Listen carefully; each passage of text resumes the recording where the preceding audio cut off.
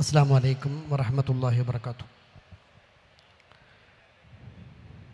ബിസ്മില്ലാഹിർ റഹ്മാനിർ റഹീം. അൽഹംദുലില്ലാഹി റബ്ബിൽ ആലമീൻ. അസ്സലാത്തു വസ്സലാമു അലാ അഷ്റഫി റസൂലില്ലാഹ് വഅലാ ആലിഹി വസ്വഹ്ബിഹി അജ്മഈൻ. ഉത്തരവാദിത്വം മനുഷ്യപ്പറ്റിൻ്റെ രാഷ്ട്രീയം എന്ന പ്രമേയം ചർച്ച ചെയ്യുന്ന ഈ സമ്മേളനം യുവ കേരളത്തിൻ്റെ ഉത്തരവാദിത്വം എന്ന ചർച്ചയിലേക്ക് പ്രവേശിക്കുകയാണ്. വളരെ പ്രമുഖരായ നമ്മുടെ കേരളത്തിലെ യൂത്ത് മൂവ്മെൻറ്റുകളുടെ സാരഥികളാണ് നമ്മുടെ ഈ ചർച്ചയിൽ പങ്കെടുക്കുന്നത്. യുവത്വം എന്നത് തിളക്കമുള്ള ഒരു കാലമാണ് എന്നത് മുഖവുരയോ വിശദീകരണമോ ഇല്ലാതെ നമുക്കെല്ലാവർക്കും അറിയാം. നാടിൻ്റെ കരുതലും പ്രതീക്ഷയുമാണ് ചെറുപ്പക്കാരെന്നത്. നാട്ടിലെന്തോ നടന്നോട്ടെ, എനിക്കതൊന്നും അറിയേണ്ടതില്ല എന്ന ഒരു അരാഷ്ട്രീയത ഒഴിഞ്ഞുകൊണ്ട് നമ്മുടെ നാടിൻ്റെ വിഷയങ്ങളിൽ ഇടപെട്ടുകൊണ്ടും സഹജീവിയോട് പ്രതിബദ്ധത പുലർത്തിയും നമ്മുടെ മണ്ണിനോട് താല്പര്യപ്പെട്ടുകൊണ്ടുമുള്ള ഒരു യൗവനം, ഒരു നാട്ടിലെ ചെറുപ്പക്കാർ, ഒരു ഗ്രാമത്തിൽ അങ്ങനെയുള്ള യുവാക്കൾ ഉണ്ടാവുക എന്നത് ഏറ്റവും പ്രതീക്ഷാനിർഭരമാണ്, നിറവസന്തമാണ്. പ്രിയപ്പെട്ട ചെറുപ്പക്കാരെ, നമ്മുടെ നാട്ടിൽ, നമ്മുടെ കേരളത്തിൻ്റെ യൗവനം, അവരുടെ അജണ്ടകൾ എന്തൊക്കെയാണ്? നാടിൻ്റെ സ്വാസ്ഥ്യവും നാടിൻ്റെ സമാധാനവും വികസനവും അത് അക്ഷരാർത്ഥത്തിൽ ഫലപ്രാപ്തിയിലെത്തുന്നത്, യാഥാർത്ഥ്യമാകുന്നത് തീർച്ചയായും സക്രിയമായ ഇങ്ങനെയുള്ള ഒരു യൗവനം, യുവാക്കൾ നാട്ടിലുണ്ടാകുമ്പോഴാണ്. അതുകൊണ്ട് തന്നെ നമ്മുടെ നാട്ടിൽ ഇപ്പോഴുള്ള സാഹചര്യം എന്തൊക്കെയാണ്? ചെറുപ്പക്കാരുടെ, യുവാക്കളുടെ അജണ്ടകൾ നിർണ്ണയിക്കുന്നത് ആരൊക്കെയാണ്? നമ്മുടെ യൗവനത്തിന് ഉത്തരവാദിത്തങ്ങളില്ലേ? നമുക്കെങ്ങനെ അത് മുന്നോട്ട് കൊണ്ടുപോകാനാവും എന്ന ഒരു ചർച്ചയിലേക്കാണ് നമ്മൾ മുന്നോട്ട് പോകുന്നത്. തീർച്ചയായും രാഷ്ട്രീയമായ, ആദർശപരമായ ഭിന്നതകളൊക്കെ ഉണ്ടെങ്കിലും യുവാക്കളെല്ലാവരും, നമ്മളെല്ലാവരും നമ്മുടെ നന്മയ്ക്ക് വേണ്ടി ഒന്നിച്ചു നിൽക്കുക എന്ന നല്ലൊരു മനസ്സ് നമുക്കെല്ലാവർക്കും ഉണ്ട്. തീർച്ചയായും ആ രീതിയിൽ കക്ഷി രാഷ്ട്രീയ തർക്കങ്ങൾക്കപ്പുറം നാടിൻ്റെ ഒരു പ്രതീക്ഷയായി എങ്ങനെ യുവ കേരളത്തിൻ്റെ ഉത്തരവാദിത്വം നിർവഹിക്കാനാവുമെന്ന ചർച്ചയാണ് ഇവിടെ നടക്കുന്നത്. ഈ ചർച്ചയിൽ പങ്കെടുത്തുകൊണ്ട് DYFI സംസ്ഥാന പ്രസിഡന്റ് VK സനോജ് പങ്കെടുക്കുന്നു. മുസ്ലിം യൂത്ത് ലീഗ് സംസ്ഥാന സെക്രട്ടറി PK ഫിറോസ് സംബന്ധിക്കുന്നു. യൂത്ത് കോൺഗ്രസ് സംസ്ഥാന വൈസ് പ്രസിഡന്റ് അബിൻ വർക്കി പങ്കെടുക്കുന്നു. AIYF സംസ്ഥാന വൈസ് പ്രസിഡന്റ് പ്രസാദ് പങ്കെടുക്കുന്നു. SYS state councillor Muhammad Ali Kinalur സംബന്ധിക്കുന്നു. എല്ലാവരെയും ഹൃദ്യമായി ചർച്ചയിലേക്ക് സ്വാഗതം ചെയ്യുന്നു. SYS കഴിഞ്ഞ ഒരു വർഷമായി പ്ലാറ്റിനം ഇയർ ആഘോഷങ്ങളുടെ ഭാഗമായി വ്യത്യസ്തങ്ങളായ പരിപാടികൾ സംഘടിപ്പിച്ചുകൊണ്ടിരിക്കുകയാണ്. ഉത്തരവാദിത്വം മനുഷ്യപ്പറ്റിൻ്റെ രാഷ്ട്രീയം എന്ന പ്രമേയമാണ് പ്ലാറ്റിനം ഇയറിൻ്റെ ഭാഗമായി സംഘടന മുന്നോട്ട് വച്ചിട്ടുള്ളത്. പ്ലാറ്റിനം ഇയർ ആഘോഷങ്ങൾക്ക് സമാപനം കുറിച്ച് കേരള യുവജന സമ്മേളനം നടന്നുകൊണ്ടിരിക്കുകയാണ്. ഈ സമ്മേളനത്തിൻ്റെ പ്രചാരണത്തിൻ്റെ കൂടി ഭാഗമായി സംസ്ഥാന ജനറൽ സെക്രട്ടറി ഉസ്താദ് ഡോക്ടർ AP അബ്ദുൽ ഹക്കീം മസ്രിയുടെ നേതൃത്വത്തിൽ കാസർഗോഡ് മുതൽ തിരുവനന്തപുരം വരെ മാനവ സഞ്ചാരം എന്ന പേരിൽ കേരളത്തിലെ എല്ലാ ജനവിഭാഗങ്ങളെയും ഒരുമിപ്പിച്ച് നിർത്തിക്കൊണ്ടുള്ള പരിപാടി സംഘടിപ്പിച്ചിരുന്നു. മാനവ സഞ്ചാരം വിവിധ ജില്ലകളിൽ സന്ദർശിച്ചപ്പോൾ ആ ജില്ലകളിൽ നിന്നുള്ള യുവജന സംഘടനാ നേതാക്കളുമായി സംഘടനാ നേതൃത്വം സംസാരിക്കുകയും ചെയ്തിരുന്നു. അന്നത്തെ ആ സംസാരത്തിൽ ഉയർന്നു വന്ന ചില ആശയങ്ങൾ കൂടി മുൻനിർത്തിയാണ് നമ്മുടെ ഈ വേദിയിൽ ഇങ്ങനെ ഒരു സംവാദത്തിന് വേദി ഒരുക്കിയിട്ടുള്ളത്. നേരത്തെ ഇവിടെ ആമുഖത്തിൽ സൂചിപ്പിച്ചതുപോലെ അരാഷ്ട്രീയത ആപൽക്കരമായ വിധത്തിൽ സമൂഹത്തെ ഗ്രസിച്ചുകൊണ്ടിരിക്കുകയാണ്. അരാഷ്ട്രീയത എന്ന് പറയുന്ന സമയത്ത് കേവലം രാഷ്ട്രീയ കക്ഷിത്വത്തോടുള്ള വിരക്തി, വിമുഖത എന്ന അർത്ഥത്തിൽ അല്ല ഞാനിത് പറയുന്നത്. മറിച്ച് അങ്ങേയറ്റം നിഷ്ക്രിയമായ, നിസ്സംഗമായ ഒരു സമീപനം രൂപപ്പെട്ടു വരുന്നത് നമ്മൾ കണ്ടുകൊണ്ടിരിക്കുകയാണ്. ഞാൻ ഓർക്കുന്നത്, ഈ കഴിഞ്ഞ ലോക്സഭാ തിരഞ്ഞെടുപ്പ് കാലത്ത് കൊച്ചിയിലെ IT മേഖലയുമായി ബന്ധപ്പെട്ട് പ്രവർത്തിക്കുന്ന ചില ആളുകളെ, ചില യുവതി യുവാക്കളെ കേരളത്തിലെ ഒരു ചാനൽ ഇൻ്റർവ്യൂ നടത്തിയപ്പോൾ, അവരുമായി സംസാരിച്ചപ്പോൾ അവരിൽ പല ആളുകളും അഭിമാനത്തോടു കൂടി പറയുന്ന ഒരു കാര്യം, ഞങ്ങൾ ഇതുവരെയായി വോട്ട് ചെയ്തിട്ടില്ല എന്നതാണ്. ഞങ്ങൾ ഇക്കാലം അത്രയും വോട്ട് ചെയ്തിട്ടില്ല, നാളെയും അല്ലെങ്കിൽ ഈ തെരഞ്ഞെടുപ്പിൽ ഞങ്ങൾ വോട്ട് ചെയ്യാൻ പോകുന്നില്ല എന്നവർ അഭിമാനത്തോടു കൂടി പറയുകയാണ്. ഒരു ജനാധിപത്യ സമൂഹത്തിനകത്ത് നിന്നുകൊണ്ടാണ് നമ്മളിത് സംസാരിക്കുന്നത്. അവരാ തൊഴിലിന് പ്രാപ്തമാക്കിയതുപോലും നമ്മുടെ രാജ്യത്തിൻ്റെ ജനാധിപത്യ വ്യവസ്ഥയും ഭരണഘടനയും നിയമങ്ങളുമൊക്കെയാണ് എന്ന പ്രാഥമിക പാഠം പോലും മറന്നുകൊണ്ട് ഒരു പൗരനെ സംബന്ധിച്ചിടത്തോളം അയാൾക്ക് വന്നു ചേരുന്ന ഏറ്റവും മികച്ച അവകാശങ്ങളിലൊന്ന് വിനിയോഗിക്കുക പോലും ചെയ്യാതെ, അങ്ങനെ വിനിയോഗിക്കാതിരിക്കുന്നത് എന്തോ അഭിമാനകരമായ മഹത്തരമായ പ്രവൃത്തിയാണ് എന്ന് കരുതുന്ന ആളുകൾ പോലും നമ്മുടെ ഈ കൊച്ചു കേരളത്തിലുണ്ട്. ഞാൻ ഈ കേരളം എന്നതിനെ സവിശേഷമായി സംബോധന ചെയ്യണം എന്ന് വിചാരിക്കുകയാണ്. ഇന്ത്യയുടെ മറ്റ് സംസ്ഥാനങ്ങളെ അപേക്ഷിച്ച് രാഷ്ട്രീയമായി മറ്റ് പല നിലകളിൽ ഉയർന്ന പ്രബുദ്ധത പുലർത്തുന്ന ഒരു സമൂഹമാണ് മലയാളികൾ. ഈ മലയാളികൾക്കിടയിൽ പോലും ഇങ്ങനെ തെരഞ്ഞെടുപ്പിൽ പങ്കെടുക്കുക എന്നൊക്കെ പറയുന്നത് എന്തോ മ്ലേച്ഛമായ, മോശമായ സംഗതിയാണ് എന്ന് കരുതുന്ന വിദ്യാസമ്പന്നരായ ആളുകളുണ്ട് എന്നത് നമ്മൾ അതിശയിപ്പിക്കേണ്ട കാര്യമാണ്. എന്ന് മാത്രമല്ല, നമ്മളൊക്കെ ഈ ചുറ്റുവട്ടങ്ങളെയൊക്കെ നിരീക്ഷിക്കുന്ന സമയത്ത് സമൂഹത്തിൽ നടന്നുകൊണ്ടിരിക്കുന്ന വിവിധ പ്രശ്നങ്ങളോട് എന്ത് സമീപനമാണ് നമ്മുടെയൊക്കെ നാട്ടിലെ യുവാക്കൾ സ്വീകരിക്കുന്നത് എന്നതുകൂടി നമ്മുടെ ചർച്ചയിൽ കടന്നു വരേണ്ടതുണ്ട്. എന്ത് സംഭവിച്ചാലും തരക്കേടില്ല. ഇപ്പോൾ സാധാരണ പറയാറുള്ളത്, ചില ആളുകളോട് സംസാരിക്കുമ്പോൾ ആര് ഭരിച്ചാൽ എനിക്ക് എന്താണ്, എൻ്റെ അന്നത്തിന് ഞാൻ ജോലിക്ക് പോകണം എന്നാണ് ചില ആളുകളെങ്കിലും പറയാറുള്ളത്. എന്ന് പറഞ്ഞാൽ, ഞാൻ അധ്വാനിച്ചാലേ എൻ്റെ വീട്ടിൽ അടുപ്പ് പോയോ, അതുകൊണ്ട് ആര് ഭരിച്ചാൽ എനിക്ക് പ്രശ്നമില്ല എന്നുള്ളതാണ്. അങ്ങനെ ആര് ഭരിച്ചാലും പ്രശ്നമില്ലാതിരിക്കുന്ന എൻ്റെ കാര്യം, എൻ്റെ കുടുംബത്തിൻ്റെ കാര്യം, എൻ്റെ തൊഴിൽ കാര്യം എന്ന രീതിയിലേക്ക് കാണുന്ന ആളുകൾ പോലുമുണ്ട്.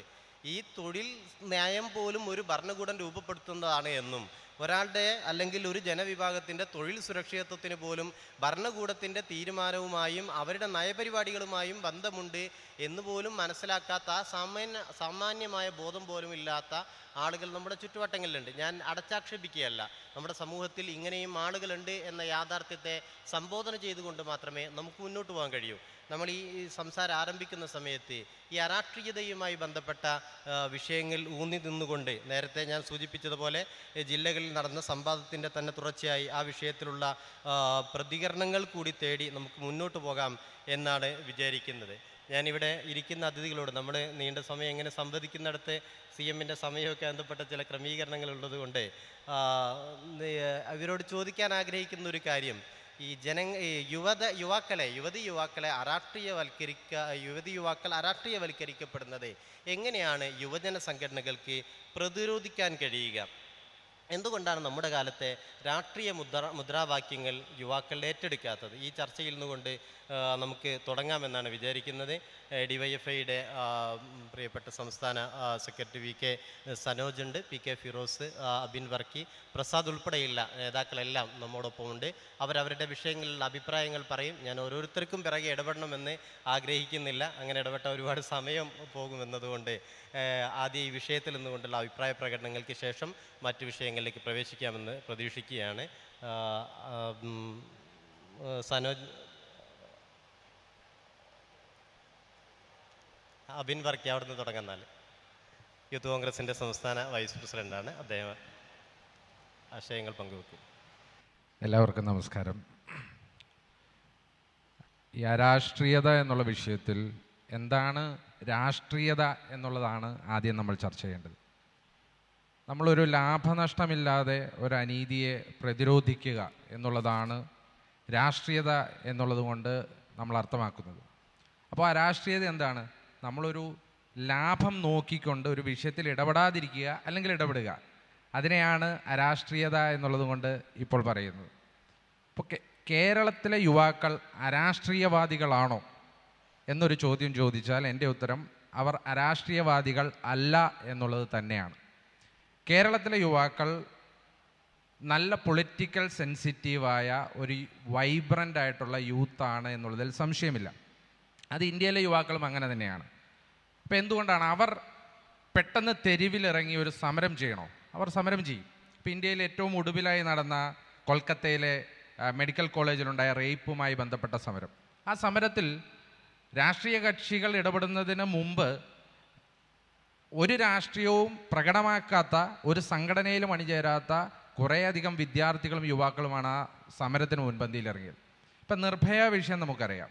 ആ വിഷയത്തിൽ രാഷ്ട്രപതി ഭവനിലേക്ക് സമരം നടത്തിയത് പ്രത്യേകിച്ചൊരു രാഷ്ട്രീയ ഐഡൻറ്റിറ്റിയും ഇല്ലാത്ത കുറേയധികം വിദ്യാർത്ഥികളും യുവാക്കളുമാണ്. എന്ന് പറഞ്ഞാൽ രാഷ്ട്രീയപരമായി അല്ലാതെ തന്നെ ഒരു സമരത്തിൽ പങ്കെടുക്കാനും കൃത്യമായ പൊളിറ്റിക്കൽ റെപ്രസെൻറ്റേഷൻ നടത്താനും ഇന്നത്തെ യുവതി യുവാക്കൾക്ക് സാധിക്കുന്നു എന്നുള്ളിടത്താണ്.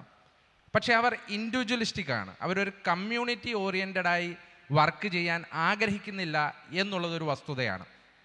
അതിൻ്റെ കാരണം ഇപ്പം എന്തുകൊണ്ട് അവർ ഏറ്റവും ഐഡൻറ്റിഫൈഡ് ആയിട്ടുള്ള യുവജന സംഘടനകൾ, ഇപ്പോൾ യൂത്ത് കോൺഗ്രസ് ഉണ്ട്, യൂത്ത് ലീഗ് ഉണ്ട്, DYFI ഉണ്ട്, AYF ഉണ്ട്, എന്തുകൊണ്ടാണ് ഈ യുവജന സംഘടനകളിൽ ചേർന്ന് പ്രവർത്തിക്കാത്തത് എന്നുള്ളതൊരു വിഷയമാണ്.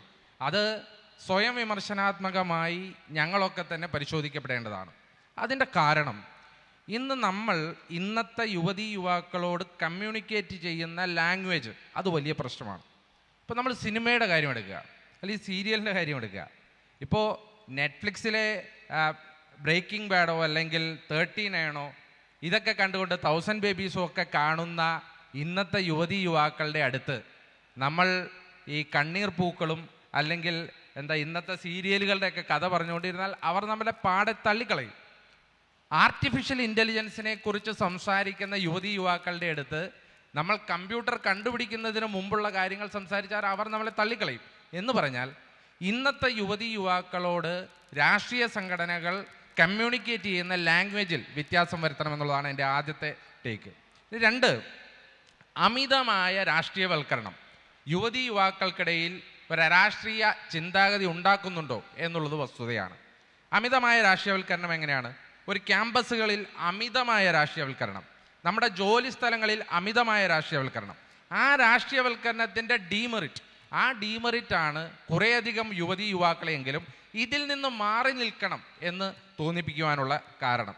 അതുപോലെ തന്നെയാണ് ഈ പല സ്ഥലത്തും. ഇപ്പോൾ പണ്ടൊക്കെ നമ്മുടെ നാട്ടിലെ മാതാപിതാക്കന്മാർ എങ്ങനെയെങ്കിലും കുട്ടികൾ രാത്രി ഒന്ന് വീട്ടിൽ കയറണമേ എന്ന് പ്രാർത്ഥിച്ചുകൊണ്ട് അവരെ അതിന് ഇൻസിസ്റ്റ് ചെയ്യുന്ന കാലഘട്ടമായിരുന്നു. പക്ഷെ ഇന്ന് എങ്ങനെയെങ്കിലും വീട്ടിൽ നിന്നൊന്ന് ഇറങ്ങി അവൻ ആ ഗ്രൗണ്ടിൽ പോകണമെന്നോ അല്ലെങ്കിൽ ആ ലൈബ്രറിയിൽ പോയി ഒരു പുസ്തകം വായിക്കണമെന്നോ കൂട്ടുകാരോടൊത്തൊന്ന് കൂട്ടുകൂടണമോ എന്നാലോചിക്കുന്ന മാതാപിതാക്കളുള്ള ലോകത്താണ് നമ്മൾ ജീവിക്കുന്നത്. അപ്പോൾ ഒരു കമ്മ്യൂണിറ്റി ലിവിങ്ങിൻ്റെ അല്ലെങ്കിൽ ഒരു സൊസൈറ്റിയിൽ ഒരു സംഘടനാപരമായ ഒരു കൂട്ടുകൂടലിൻ്റെ അതിൻ്റെ ഒരു അപര്യാപ്തത ഇന്നത്തെ കമ്മ്യൂണിറ്റിക്ക് ഉണ്ട് എന്ന് വിശ്വസിക്കുന്നു. അതിൽ നമുക്കൊരു കളക്റ്റീവ് എഫേർട്ടാണ് വേണ്ടത്. യുവജന സംഘടനകളും മറ്റ് സാമുദായിക സംഘടനകളും എല്ലാം ചേർന്നുകൊണ്ട്. ഇപ്പോൾ ഗാന്ധിജി തന്നെ പറഞ്ഞിട്ടുണ്ട്, അത് ഹിന്ദു സ്വരാജിൽ പറഞ്ഞിട്ടുണ്ട്, രാഷ്ട്രീയത്തിൽ ഇടപെടാതിരിക്കുക എന്ന് പറഞ്ഞാൽ സാമാന്യ ജനത്തിൻ്റെ വിഷയത്തിൽ നിന്ന് അകലം പാലിക്കുക എന്നുള്ളതാണ് അർത്ഥം എന്നാണ് ഗാന്ധിജി പറഞ്ഞിരിക്കുന്നത്. എന്ന് പറഞ്ഞാൽ രാഷ്ട്രീയത്തിൽ ഇടപെടാതിരിക്കുന്നതല്ല രാഷ്ട്രീയവാദം, മറിച്ച് രാഷ്ട്രീയത്തിൽ സജീവമായി ഇടപെട്ടുകൊണ്ട് അതിൽ അഭിപ്രായം പറയുമ്പോഴും വോട്ട് ചെയ്യുമ്പോഴാണ് രാഷ്ട്രീയവാദം ഉണ്ടാക്കുക എന്ന അവരുടെ ലാംഗ്വേജിൽ അവരുടെ വിഷയങ്ങളിൽ കമ്മ്യൂണിക്കേറ്റ് ചെയ്യുമ്പോൾ ഈ കേരളത്തിൽ അരാഷ്ട്രീയവാദം എന്ന് നമ്മൾ സോക്കോൾഡായി പറയുന്ന ആ വേർഡിന് പ്രസക്തി ഉണ്ടാകില്ല എന്നുള്ളതാണ് എൻ്റെ അഭിപ്രായം. ഞാൻ ഫിറോസ് ഖാൻ സംസാരിക്കുന്നതിന് മുമ്പ് നേരത്തെ പറഞ്ഞ രണ്ടാമതായി ഞാൻ ചോദിച്ചൊരു ചോദ്യം നമ്മുടെ ഫിറോസ് ഖാനെ പറയും, നമ്മുടെ കാലത്തെ രാഷ്ട്രീയ മുദ്രാവാക്യം യുവാക്കളെ ആകർഷിക്കുന്നില്ലേ എന്നതായിരുന്നു. ഇപ്പം അബിൻ സംസാരിച്ച് പറഞ്ഞൊരു കാര്യം, ഈ RG കർ മെഡിക്കൽ കോളേജുമായി ബന്ധപ്പെട്ട പ്രശ്നത്തിൽ കക്ഷി രാഷ്ട്രീയത്തിന് അതീതമായ ഒരു കൂട്ടായ്മ രൂപപ്പെട്ട് വന്നു എന്നുള്ളതാണ്. ഈ കർഷക സമരം നടക്കുന്ന സമയത്തും നിങ്ങൾ രാഷ്ട്രീയക്കാർ വരണ്ട എന്ന് പറയുന്ന സ്ഥിതി വിശേഷം ചിലപ്പോഴെങ്കിലും ഉണ്ടായിട്ടുണ്ട്. നമ്മുടെ കാലത്തെ മുദ്രാവാക്യം, രാഷ്ട്രീയമായ മുദ്രാവാക്യങ്ങൾ തന്നെ യുവാക്കളെ ആകർഷിക്കുന്നില്ലേ? എന്താണ് ഫിറോസ് പറയുന്നത്? ഞാനാണോ? ആദ്യമായി SYSൻ്റെ ഈ സംസ്ഥാന സമ്മേളനത്തിന് ഞാൻ എല്ലാവിധ ആശംസകളും അറിയിക്കുകയാണ്. പ്രത്യേകിച്ച് നിങ്ങളുടെ മുദ്രാവാക്യം ഉത്തരവാദിത്വം മനുഷ്യപ്പറ്റിൻ്റെ രാഷ്ട്രീയം എന്ന ഈ മുദ്രാവാക്യം വളരെ മനോഹരമായിട്ടുണ്ട്. അത് തിരഞ്ഞെടുത്തവരെ പ്രത്യേകം അഭിവാദ്യം ചെയ്യുകയാണ്. ഇന്നത്തെ ഈ വിഷയത്തെ സംബന്ധിച്ച് ഇവിടെ അബിൻ വർക്കി സൂചിപ്പിച്ചു. ആ രാഷ്ട്രീയവൽക്കരണവുമായി ബന്ധപ്പെട്ട വിഷയമാണ്. മുഹമ്മദ് അലി അതിനോട് ചേർത്തുകൊണ്ട് ചില കാര്യങ്ങളും പറഞ്ഞു. സ്റ്റേജിലിരിക്കുന്നവർക്ക് കേൾക്കാൻ കഴിയാത്തതിൻ്റെ ഒരു ബുദ്ധിമുട്ടുണ്ട്. എന്നാലും നിങ്ങൾ പറഞ്ഞതിൽ നിന്ന് മനസ്സിലാക്കിയതിൽ നിന്നുള്ള ചില കാര്യങ്ങൾ പങ്കുവെക്കാനാണ് ഞാൻ ആഗ്രഹിക്കുന്നത്. ഒന്ന്, അബിൻ ഇവിടെ പറഞ്ഞതുപോലെ എന്താണ് രാഷ്ട്രീയം, എന്താണ് അരാഷ്ട്രീയം എന്നുള്ള ചോദ്യം വളരെ പ്രസക്തമാണ്. ഒരു ചെറിയൊരു ഷോർട്ട് ഫിലിമിനകത്ത് ഒരു അധ്യാപകൻ ക്ലാസ് മുറിയിലേക്ക് വരുന്നൊരു രംഗമുണ്ട്. അദ്ദേഹം ചോദിക്കുന്നുണ്ട് വാട്ട് ഈസ് പൊളിറ്റിക്സ്. എന്നിട്ട് ആ ചോദ്യം ചോദിച്ചിട്ട് അദ്ദേഹം ഇങ്ങനെ മൗനമായി നിൽക്കുന്ന സമയത്ത് ഉടനെ ആ ക്ലാസ് മുറിയിലിരിക്കുന്ന ഒരു പെൺകുട്ടിയോട് അധ്യാപകൻ പറയും ഗെറ്റ് ഔട്ട് എന്ന് പറയും, പുറത്തു പോകാൻ പറയും. ആ കുട്ടി ചോദിക്കുക എന്നോടാണോ എന്ന് ചോദിക്കും. നിന്നോട് തന്നെ പുറത്തു പോകാൻ പറയും. കുട്ടി പുറത്തുപോയി. അധ്യാപകൻ വീണ്ടും ക്ലാസ് തുടരുന്നു. ക്ലാസ് തുടരുന്നുണ്ടെങ്കിൽ അധ്യാപകൻ പറയുന്നുണ്ട്, ഞാൻ ആ കുട്ടിയോട് ക്ലാസ്സിൽ നിന്ന് പുറത്തു പോകാൻ പറഞ്ഞപ്പോൾ ഒരാൾ പോലും എഴുന്നേറ്റ് നിന്നിട്ട് എന്തിനാണ് ആ കുട്ടിയെ പുറത്താക്കുന്നത് എന്ന് ചോദിച്ചില്ല. ആ ചോദിക്കാത്തതാണ് അരാഷ്ട്രീയത. ഏതെങ്കിലും ഒരാൾ ഒരു കാരണവുമില്ലാതെ ആ കുട്ടിയെ പുറത്താക്കാൻ പാടില്ല എന്ന് പറഞ്ഞിരുന്നെങ്കിൽ അവനായിരുന്നു ഏറ്റവും നല്ല രാഷ്ട്രീയക്കാരൻ എന്ന് അധ്യാപകൻ വളരെ സിമ്പിളായിട്ട് വിശദീകരിച്ച് കൊടുക്കുന്നുണ്ട്. പൊതുവിൽ ഇവിടെ നേരത്തെ മുഹമ്മദ് അലി പറഞ്ഞതുപോലെ രാഷ്ട്രീയം ആര് ഭരിച്ചാലും കുഴപ്പമില്ല എന്നൊക്കെ വിചാരിക്കുന്ന ഒരു തലമുറയുണ്ട് നമ്മുടെ ഇന്ത്യയിൽ. വിശേഷിച്ച് കേരളത്തിൽ യുവാക്കളിൽ നല്ലൊരു ശതമാനം രാഷ്ട്രീയ ബോധമുണ്ട് എന്ന് സമ്മതിച്ചുകൊണ്ട് തന്നെ പറയട്ടെ, രാഷ്ട്രീയ ബോധമില്ലാത്ത ധാരാളം ആളുകളുണ്ട്. പുതിയ തലമുറ എടുത്ത് പരിശോധിച്ചാൽ അപ്പോൾ അവർക്ക് BTS ആർമിയാണ് അവരുടെ ഏറ്റവും പ്രധാനപ്പെട്ട ഒരു കാര്യം. അവരുടെ ഏറ്റവും വലിയ സ്വപ്നം എന്ന് പറയുന്നത് BTSൻ്റെ ഒരു കൺസേർട്ടിൽ പങ്കെടുക്കുക എന്നുള്ളതാണ്.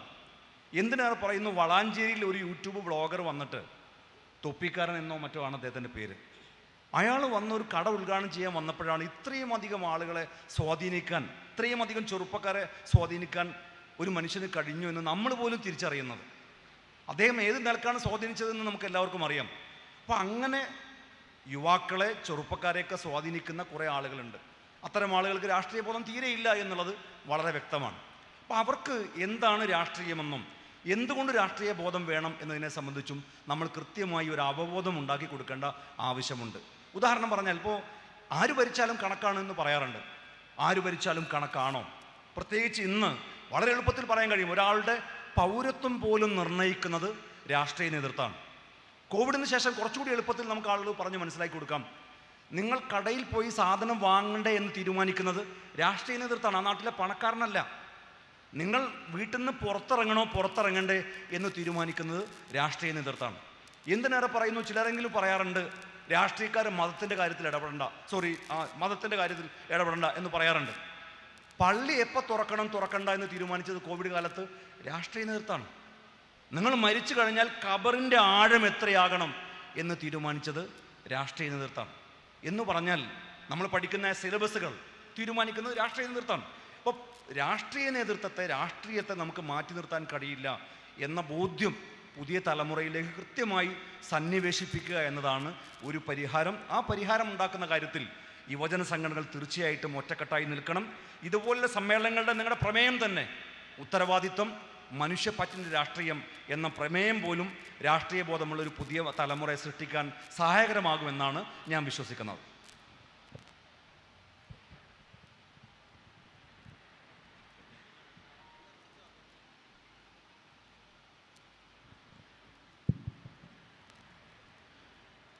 SYSFൻ്റെ ഈ സമ്മേളനത്തിൽ പങ്കെടുക്കാൻ കഴിഞ്ഞതിൽ അതിയായ സന്തോഷവും ഇതിൻ്റെ ഭാരവാഹികളോട് നന്ദിയും രേഖപ്പെടുത്തുകയാണ്. ഇവിടെ വളരെ ഗൗരവമായ ഒരു വിഷയമാണ് ചർച്ച ചെയ്യുന്നത്. ഇപ്പോൾ രാഷ്ട്രീയം അരാഷ്ട്രീയം എന്നത് യഥാർത്ഥത്തിൽ അരാഷ്ട്രീയവും ഒരു രാഷ്ട്രീയം തന്നെയാണ്. നിലപാട് പറയാതിരിക്കുക, നിലപാടിൽ പറയാതെ മാറി നിൽക്കുക എന്നത് അവർക്കും ഒരു കൃത്യമായ ഒരു രാഷ്ട്രീയ നിലപാടിൻ്റെ ഭാഗമാണ്. കൃത്യമായെന്ന് പറയാൻ കഴിയില്ല, വളരെ പിന്തിരിപ്പനായ ഒരു രാഷ്ട്രീയ നിലപാടിൻ്റെ ഭാഗം കൂടിയാണ്. ഇവിടെ ചെറുപ്പക്കാരെല്ലാം അരാഷ്ട്രീയവാദികളായി ഇനി ഈ നാടിന് മുന്നോട്ട് പോകാൻ കഴിയില്ല എന്ന തരത്തിൽ അങ്ങേയറ്റം നിരാശയോടുകൂടി ഈ വിഷയങ്ങളെല്ലാം സമീപിക്കുന്ന കുറേ ആളുകൾ നമ്മുടെ നാട്ടിലുണ്ട്. എന്നാൽ അങ്ങനെ നിരാശയോടുകൂടി ഈ കാര്യങ്ങളെ സമീപിച്ചാൽ നമുക്ക് മുന്നോട്ട് പോകാൻ കഴിയില്ല. അതുകൊണ്ട് ചരിത്രമാണ് ഏറ്റവും വലിയ സമരായുധം. നമ്മൾ ഇന്നലകളിലേക്ക് തിരിഞ്ഞു നോക്കിയാൽ പ്രധാനമായും ദേശീയ സ്വാതന്ത്ര്യ സമരത്തിൻ്റെ എല്ലാം ആ ചരിത്രത്തിൽ വിദ്യാർത്ഥികളും യുവാക്കളും നടത്തിയിട്ടുള്ള ധീരോദാത്തമായ പോരാട്ടത്തിൻ്റെ ചോരകനിയുന്ന നിരവധി അധ്യായങ്ങൾ കാണാൻ വേണ്ടി കഴിയും. ഇന്നിപ്പോൾ ഒരു സാഹചര്യം മാറി. ഇന്നിപ്പോൾ ചെറുപ്പക്കാരെ, വിദ്യാർത്ഥികളെ സംബന്ധിച്ചിടത്തോളം പ്രത്യേകിച്ച് അവർക്ക് തോന്നുന്നത് നമുക്കിതുപോലെ ജീവിച്ച് കുറേ കൂടി അടിപൊളിയായി ജീവിച്ച് മുന്നോട്ട് പോവാൻ മുദ്രാവാക്യം വിളികളോ അല്ലെങ്കിൽ ഇങ്ങനെയുള്ള സംഘടനകളോ അതുമായി ബന്ധപ്പെട്ട ആശയങ്ങളോ ഒന്നും ആവശ്യമില്ല. നമുക്ക് ഉള്ള സമയം അടിച്ചു പൊളിച്ച് ജീവിക്കാം. അപ്പം അതിനനുകൂലമായിട്ടുള്ളൊരു പരിസരം ഇവിടെ മുതലാളിത്തം സൃഷ്ടിക്കുകയാണ്. പ്രധാനമായിട്ടും മാധ്യമങ്ങളെ, സിനിമയെ, സോഷ്യൽ മീഡിയ സംവിധാനത്തെല്ലാം ഉപയോഗപ്പെടുത്തി ഈ രാഷ്ട്രീയ പ്രവർത്തനം എന്നെല്ലാം പറയുന്നത് ഒരു തരംതാണ ഏർപ്പാടാണ്. അതുകൊണ്ട് ഒരു വിദ്യാർത്ഥിയുടെ ഉത്തരവാദിത്വം എന്ന് പറഞ്ഞാൽ പഠിക്കുക, എന്തേലും ഒരു നല്ല ജോലി സമ്പാദിക്കുക, വിവാഹം കഴിക്കുക, കുടുംബ ജീവിതം നയിക്കുക, നല്ല വീട് നിർമ്മിക്കുക, വീടിന് നല്ല മതിലൊക്കെ ഉണ്ടാക്കുക, പുതിയ വാഹനം വാങ്ങിക്കുക, ആ രൂപത്തിലേക്ക് അങ്ങ് പോവുകയാണ്. യഥാർത്ഥത്തിൽ അങ്ങനെ എത്ര കാലം മുന്നോട്ട് പോകാൻ കഴിയും എന്നൊരു ചോദ്യം നമ്മുടെ രാഷ്ട്രീയം കൊണ്ട് നമുക്ക് നമ്മുടെ സമൂഹത്തിൽ ഉറപ്പിച്ച് നിർത്താൻ വേണ്ടി കഴിയണം. ഇവിടെ നിരവധിയായ പ്രശ്നങ്ങൾ സൂചിപ്പിക്കുകയുണ്ടായി. ഇപ്പോൾ രാഷ്ട്രീയ മുദ്രാവാക്യങ്ങൾ മുന്നോട്ട് വെക്കാതെ നമുക്ക് ഒരടി മുന്നോട്ട് പോകാൻ കഴിയില്ല എന്ന ഗൗരവമായ സാഹചര്യമാണ് ഇവിടെ ഉള്ളത് എന്ന് നമുക്ക് എല്ലാ വിഭാഗം ആളുകൾക്കും, എല്ലാ സംഘടനകൾക്കും കൂട്ടായ നിലയിൽ ഇടപെട്ട് ഈ സമൂഹത്തെ നയിച്ചിട്ടില്ലെങ്കിൽ വലിയ വില കൊടുക്കേണ്ടി വരും. പൊതുവെ അവനവനിലേക്ക് ചുരുങ്ങുക എന്നൊരു കാര്യം ഇവിടെ ശക്തിപ്പെടുകയാണ്. മലയാളത്തിൻ്റെ പ്രിയപ്പെട്ട കവി വിനേന്ദ്രമാഷ് പണ്ട് പാടി, എന്തിന് നിന്നോട് കള്ളം പറയണം, ഇല്ല നിന്നോട് എനിക്ക് അത്രയ്ക്ക് അഗാധമായി എന്നെ മറന്നുള്ളൊരിഷ്ടവും പ്രണയവും എന്നാണ്. കാമുകിയോട് പറയുന്നതാണ്, എന്തിന് നിന്നോട് കള്ളം പറയണം, ഇല്ല നിന്നോട് എനിക്ക് അത്രയ്ക്ക് അഗാധമായി എന്നെ മറന്നുള്ളൊരിഷ്ടവും പ്രണയവും. അപ്പം എന്നെ മറന്നിട്ടുള്ള ഇഷ്ടത്തിനും പ്രണയത്തിനും, എന്നെ മറന്നിട്ടുള്ള സൗഹൃദത്തിന് ഒന്നും ഞാനില്ല എന്ന് പരസ്യമായി പ്രഖ്യാപിക്കുന്ന ഒരു തലമുറയും ഇവിടെ വളരുന്നുണ്ട്. പക്ഷെ എല്ലാവരും അങ്ങനെയാണ് എന്ന പൊതുവൽക്കരിച്ച് നിരാശപ്പെട്ടു പോവേണ്ട സാഹചര്യമില്ല. അങ്ങനെയും ഒരു തലമുറ വളരുന്നുണ്ട് എന്നത് ജാഗ്രതയോടുകൂടി, വളരെ ഗൗരവത്തോടു കൂടിയാണ് ഞങ്ങളെപ്പോലെയുള്ള യുവജന സംഘടനാ പ്രവർത്തകർ കാണുന്നത്. അതിനെ മറികടക്കാൻ ആവശ്യമായിട്ടുള്ള ഇടപെടലുകളാണ് ഞങ്ങളുടെ ഭാഗത്തുനിന്ന് ഉണ്ടായിക്കൊണ്ടിരിക്കുന്നത് എന്നതാണ് അത് സംബന്ധിച്ച് പറയാനുള്ളത്.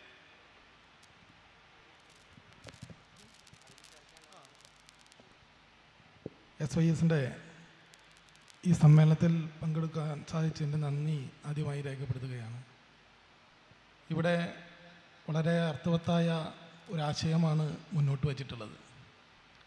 നിങ്ങൾ ഉയർത്തിയ മുദ്രാവാക്യം തന്നെ, ഈ സമ്മേളനത്തിൻ്റെ മുദ്രാവാക്യം തന്നെ ഇവിടെ സൂചിപ്പിച്ചതുപോലെ മനുഷ്യപ്പറ്റിനെ കുറിച്ചുള്ള വലിയ ചർച്ചകൾ നടത്താൻ തയ്യാറാകുക എന്നുള്ളതാണ്.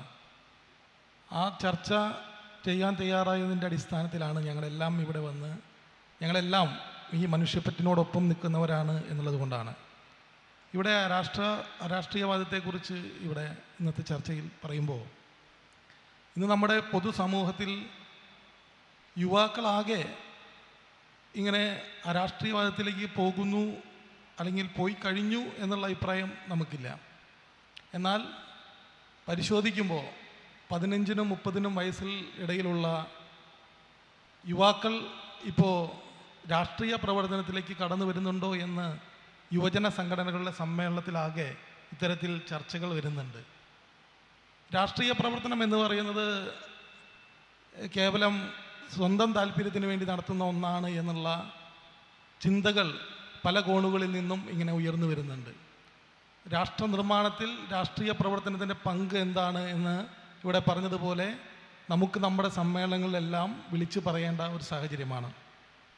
ഇവിടെ ഇപ്പോൾ പുതിയ കാലഘട്ടത്തിൽ ഒരു പാട്ട് പോലും മുഴുവനായി കേട്ട കാലം നമ്മളെല്ലാം മറന്നു കഴിഞ്ഞിരുന്നു. ഇപ്പോൾ ഒരു പാട്ട് കേൾക്കണമെങ്കിൽ അത് റീൽസായി ചെറിയ മിനിറ്റുകളിലെ സെക്കൻഡുകളുടെ പാട്ടുകളായി നമ്മുടെ മുമ്പിലേക്ക് കടന്നു വരികയാണ്. യുവാക്കൾ ഇപ്പോൾ ആ എല്ലാം ഇൻസ്റ്റൻ്റായി അവർക്ക് ലഭിക്കണം എന്ന രീതിയിലേക്ക് കടന്നു വരുന്ന ഒരു കാലഘട്ടമാണിത്. അപ്പോൾ ഇനി നമ്മളെല്ലാവരും വളരെ ജാഗ്രതയോടുകൂടി യുവാക്കളെ നമ്മുടെ പ്രസ്ഥാനങ്ങളിലേക്ക് കൊണ്ടുവന്ന് ഈ പുതിയ കാലഘട്ടത്തിൻ്റെ രാഷ്ട്രീയം എന്താണെന്ന് കൃത്യമായി ബോധ്യപ്പെടുത്തുവാൻ നമുക്ക് കഴിയണം. എനിക്ക് സൂചിപ്പിക്കുവാനുള്ളത്, ഞങ്ങളിപ്പോൾ ഇടതുപക്ഷ യുവജന സംഘടനയും വലതുപക്ഷ യുവജന സംഘടനയുള്ള ആളുകളെല്ലാം ഇവിടെയുണ്ട്. പക്ഷേ SIS പോലെയുള്ള സംഘടനയ്ക്ക് ഞങ്ങളെക്കാൾ കൂടുതൽ ഞങ്ങൾക്ക് ചെന്നെത്താൻ പറ്റാത്ത ഇടങ്ങളിലേക്ക് നിങ്ങൾക്ക് ചെന്നെത്താൻ സാധിക്കുന്നുണ്ട്. അങ്ങനെ ചെന്നെത്താൻ സാധിക്കുന്ന സ്ഥലങ്ങളിൽ നമുക്ക് കൃത്യമായും നമ്മുടെ രാഷ്ട്രീയം അവിടെ നടപ്പാക്കാൻ സാധിക്കണം. അങ്ങനെ പുതു രാഷ്ട്രീയം നമ്മൾക്ക് അവതരിപ്പിക്കുവാൻ വേണ്ടി സാധിക്കണം. രാഷ്ട്രീയ പ്രവർത്തനത്തെ മറികടന്നുകൊണ്ട് ഇവിടെ നമുക്കൊന്നും ചെയ്യാൻ സാധിക്കില്ല, അല്ലെങ്കിൽ ഒന്നും ഇല്ല എന്നുള്ള യാഥാർത്ഥ്യബോധം പറയാം. അതാണ് ഇവിടെ സൂചിപ്പിച്ചത്. നമ്മൾ കഴിക്കുന്ന ഭക്ഷണത്തിലും നമ്മുടെ വസ്ത്രങ്ങളിലും നമ്മുടെ എല്ലാത്തിലും രാഷ്ട്രീയമുണ്ട്. ആ രാഷ്ട്രീയം ഉണ്ട് എന്നുള്ളത് നമുക്കറിയാം. അതാണ് ഇന്ന് നമ്മൾ കണ്ടുകൊണ്ടിരിക്കുന്നത്. നമ്മൾ നടത്തിയ ആരാധനാലയങ്ങളിൽ ഏതാണ് ഇപ്പോൾ യഥാർത്ഥ ആരാധനാലയം എന്ന രീതിയിലേക്ക് ചർച്ചകൾ വരുന്നത്? അതിനുവേണ്ടിയുള്ള സെൻസസ് എടുക്കുവാൻ ഗവൺമെൻറ് തീരുമാനിച്ചിട്ടുള്ളത്. അപ്പോൾ എല്ലാത്തിലും രാഷ്ട്രീയമുണ്ട്.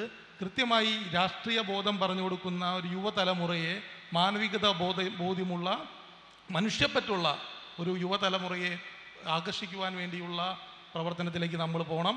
അതിന് കേവലം മുദ്രാവാക്യങ്ങൾ മാത്രം നമ്മൾ അവതരിപ്പിച്ചാൽ ശരിയാകും എന്നെനിക്ക് തോന്നുന്നില്ല. മുദ്രാവാക്യങ്ങളെക്കാൾ ഉപരി ഇവിടെ നമ്മൾ നടത്തിക്കൊണ്ടിരിക്കുന്ന സേവന പ്രവർത്തനങ്ങളുണ്ട്. ആളുകൾക്ക് കൂടുതൽ നന്മകൾ ചെയ്യാവുന്ന ഒരുപാട് വഴികൾ നമ്മുടെ മുമ്പിലുണ്ട്. അതും ഒരു രാഷ്ട്രീയ പ്രവർത്തനമാണ്. ആ ബോധ്യം നമുക്കുണ്ടായിക്കൊണ്ട് പ്രവർത്തിക്കാൻ സാധിക്കണം എന്നാണ് സൂചിപ്പിക്കാനുള്ളത്. SIS അത്തരം പ്രവർത്തനങ്ങളെല്ലാം നമ്മൾ കണ്ടു പോകുന്നുണ്ട്. ഞങ്ങളുടെ പ്രസ്ഥാനങ്ങളിലെല്ലാം നിങ്ങളുടെ ഇത്തരം കാര്യങ്ങൾ മാതൃകയാക്കിക്കൊണ്ട്, ജീവകാരുണ്യ പ്രവർത്തനത്തിൻ്റെ പല മാതൃകയാക്കിക്കൊണ്ട് യുവാക്കളെ ആകർഷിക്കുവാനുള്ള പ്രവർത്തനത്തിലേക്ക് കടന്നു വരുന്നൊരു സാഹചര്യം കൂടിയാണ്. അതുകൊണ്ട് ഇവിടെ എത്തിയ എല്ലാവർക്കും ആശംസകൾ അറിയിച്ചുകൊണ്ട് നിർത്തുന്നു. തീർച്ചയായും കേരളത്തിൽ SIS 70 വർഷമായി പ്രവർത്തിച്ചു വരുന്നു.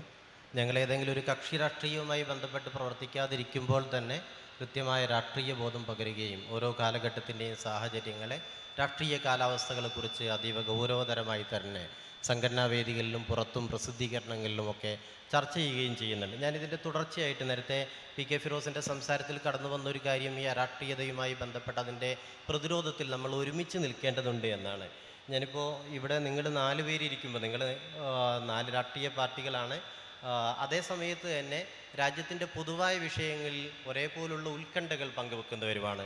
ഒരു ഉദാഹരണം പറഞ്ഞാൽ വർഗീയതയുമായി ബന്ധപ്പെട്ട് നിങ്ങൾക്കാർക്കും പ്രത്യേകിച്ച് തർക്കങ്ങൾ ഉണ്ടാകേണ്ടതില്ല. തൊഴിലില്ലായ്മ നമ്മുടെ രാജ്യത്ത് വലിയൊരു പ്രശ്നമാണ്. അന്താരാഷ്ട്ര സൂചികകളിൽ നമ്മുടെ രാജ്യം മുഖം കുത്തി വീണുകൊണ്ടിരിക്കുന്നു. മാധ്യമ സ്വാതന്ത്ര്യം, പട്ടിണി സൂചിക, പലതരം കണക്കുകൾ നമ്മുടെ മുമ്പിലുണ്ട്. ഇങ്ങനെയെല്ലാം ഒരേ വിഷയത്തിൽ തന്നെ നമ്മൾ ഏകാഭിപ്രായക്കാരായിരിക്കുമ്പോൾ തന്നെ കേരളത്തിലെ യുവജന സംഘടനകൾക്ക് എന്തുകൊണ്ടാണ് ഒരുമിച്ച് നിൽക്കാൻ കഴിയാത്തത്? നിങ്ങളൊക്കെ ഒരു ഭാവനാലോകമായിട്ടെങ്കിലും ചോദിക്കുന്നത്, DYFIയും യൂത്ത് ലീഗും യൂത്ത് കോൺഗ്രസും AIYF ഒക്കെ ഒരുമിച്ച് നിന്ന് ഈ രാജ്യത്തിൻ്റെ അടിസ്ഥാന യാഥാർത്ഥ്യങ്ങളെ സംബോധന ചെയ്തുകൊണ്ടുള്ള ഒരു സമരം അല്ലെങ്കിൽ ഒരു പരിപാടി സാധ്യമാകും എന്ന് നമുക്ക് പ്രതീക്ഷിക്കാൻ കഴിയും. എന്തുകൊണ്ടാണ് നിങ്ങൾക്ക് ഇത്തരം ഈ നിർണായകമായൊരു കാലത്ത് പോലും ഒരുമിച്ച് നിൽക്കാൻ കഴിയാത്തത്? ഞങ്ങൾ ഈ മാനവസഞ്ചാരത്തിൻ്റെയൊക്കെ ഭാഗമായിട്ടുള്ള ഈ ചർച്ച ഇത് വന്നിരുന്നു, നമുക്കങ്ങനെ ഒരുമിച്ചിരിക്കാനുള്ള അവസരങ്ങൾ വേണ്ടേ എന്ന്. നിങ്ങൾക്ക് രാഷ്ട്രീയമായ ഭിന്നതകൾ ഉണ്ടാകുമ്പോഴും രാജ്യത്തെ ചൊല്ലിയുള്ള ചില ഏകാഭിപ്രായങ്ങൾ നിലനിർത്തുന്നുണ്ട്. എന്താണ് നിങ്ങൾക്കതിനു മുന്നിലുള്ള തടസ്സം എന്ന് നിങ്ങളുടെ ആശങ്കകളൊക്കെ പങ്കുവെക്കുന്നത് നന്നായിരിക്കും. നിങ്ങളാർക്കും തുടങ്ങാം. തീർച്ചയായിട്ടും ഇവിടെ നമ്മുടെ രാജ്യം നേരിടുന്ന വളരെ സങ്കീർണമായിട്ടുള്ള വിഷയങ്ങളിൽ എന്തുകൊണ്ടാണ് ഒരുമിച്ച് നിൽക്കാത്തതെന്ന് ചോദിച്ചാൽ പല വിഷയങ്ങളും ഒരുമിച്ച് നിൽക്കുന്നുണ്ട്. ഇപ്പോൾ നമ്മളിപ്പോൾ ഇന്ത്യ ബ്ലോക്കിൻ്റെയൊക്കെ ഭാഗമായി നിൽക്കുകയാണ്. ഇപ്പോൾ കഴിഞ്ഞ ദിവസം ഡൽഹിയിൽ ഇന്ത്യ മുന്നണിയുടെ ഭാഗമായി നിൽക്കുന്ന യുവജന സംഘടനകളുടെ നേതൃത്വത്തിൽ തൊഴിലില്ലായ്മ ഉൾപ്പെടെയുള്ള വിഷയം മുൻനിർത്തിക്കൊണ്ട് ഒരു പാർലമെൻറ്റ് സമരം നടത്തിയിരുന്നു. അതിൽ യൂത്ത് കോൺഗ്രസിൻ്റെ ദേശീയ നേതൃത്വമാണ് ആ സമരത്തിന് നേതൃത്വം കൊടുത്തത്. DYFIയുടെ നേതൃത്വം എന്ന നിലയിൽ ഞാൻ ഉൾപ്പെടെ ആ സമരത്തിൽ പങ്കെടുത്തിരുന്നു. യൂത്ത് ലീഗിൻ്റെ തങ്ങൾ ഉൾപ്പെടെ ആ സമരത്തിൽ പങ്കെടുത്തിട്ടുണ്ട്.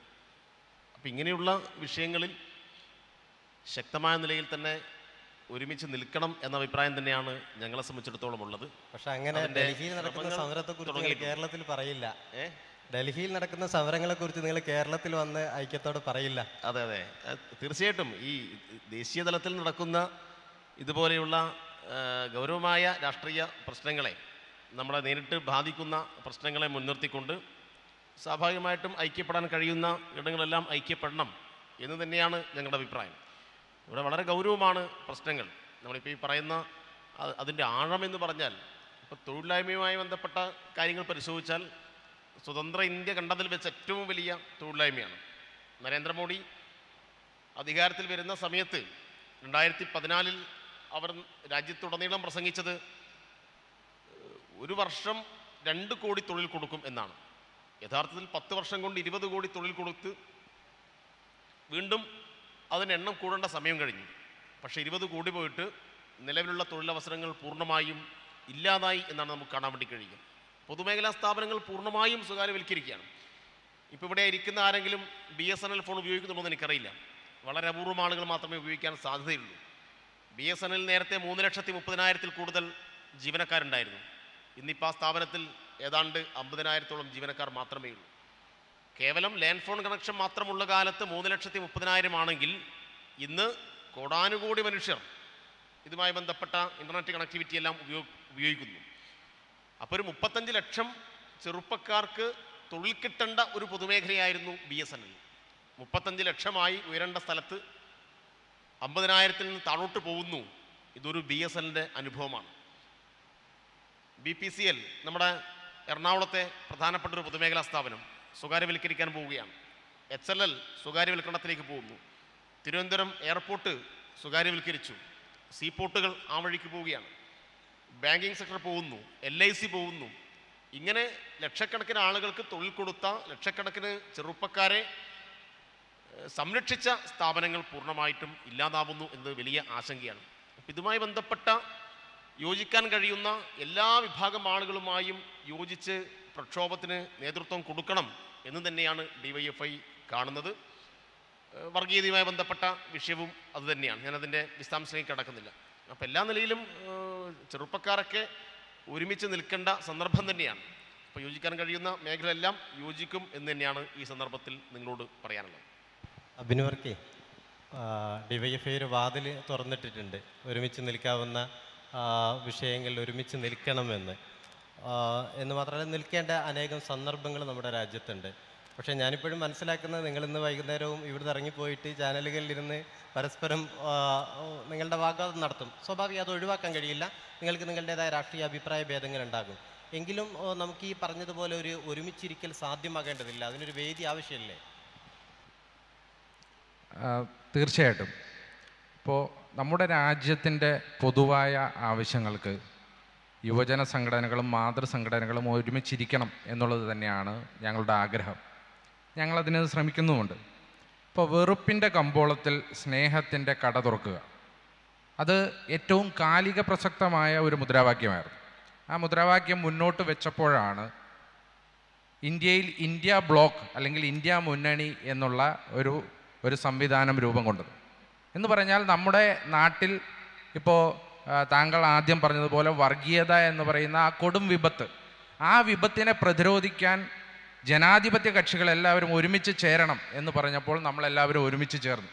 കഴിഞ്ഞ പാർലമെൻറ്റ് തെരഞ്ഞെടുപ്പിൽ ജയത്തിൻ്റെ വക്കോളം എത്തിയത് ആ ഒരുമിച്ചിരിക്കലിൻ്റെ ഫലമാണ് എന്ന് വിശ്വസിക്കുന്ന ആളാണ് ഞാൻ. അപ്പോൾ കഴിഞ്ഞ ദിവസം നമ്മൾ ഒരുമിച്ചിരുന്ന് സമരം നടത്തിയ കാര്യം സനോജ് ഇവിടെ പറഞ്ഞു. പക്ഷെ എന്താണ് നമ്മുടെ രാജ്യത്തിപ്പോൾ ഒരുമിച്ചിരിക്കലിൻ്റെ പ്രശ്നം എന്ന് പറഞ്ഞാൽ നമ്മുടെ നാട് അത്രമേൽ പോളറൈസ് ചെയ്യപ്പെട്ടു എന്നുള്ളതൊരു വസ്തുതയാണ്. അത് നമ്മൾ വസ്തുതയായിട്ട് തന്നെ കാണണം. നമുക്ക് ഒരുമിച്ചിരിക്കാൻ തോന്നിയാലും ഒരുമിച്ചിരിക്കാൻ പറ്റാത്ത അവസ്ഥയിലാണ് നമ്മുടെ രാജ്യം എന്നുള്ളിടത്താണ് ഈ രാജ്യത്തെ വർഗീയത എത്രമാത്രം ഇൻറ്റൻസീവ് ആണ് എന്നുള്ളത് നമുക്ക് കരുതപ്പെടുന്നത്. ഇപ്പോൾ രാഷ്ട്രീയ നേതൃത്വങ്ങൾ ഒരുമിച്ചിരിക്കണം.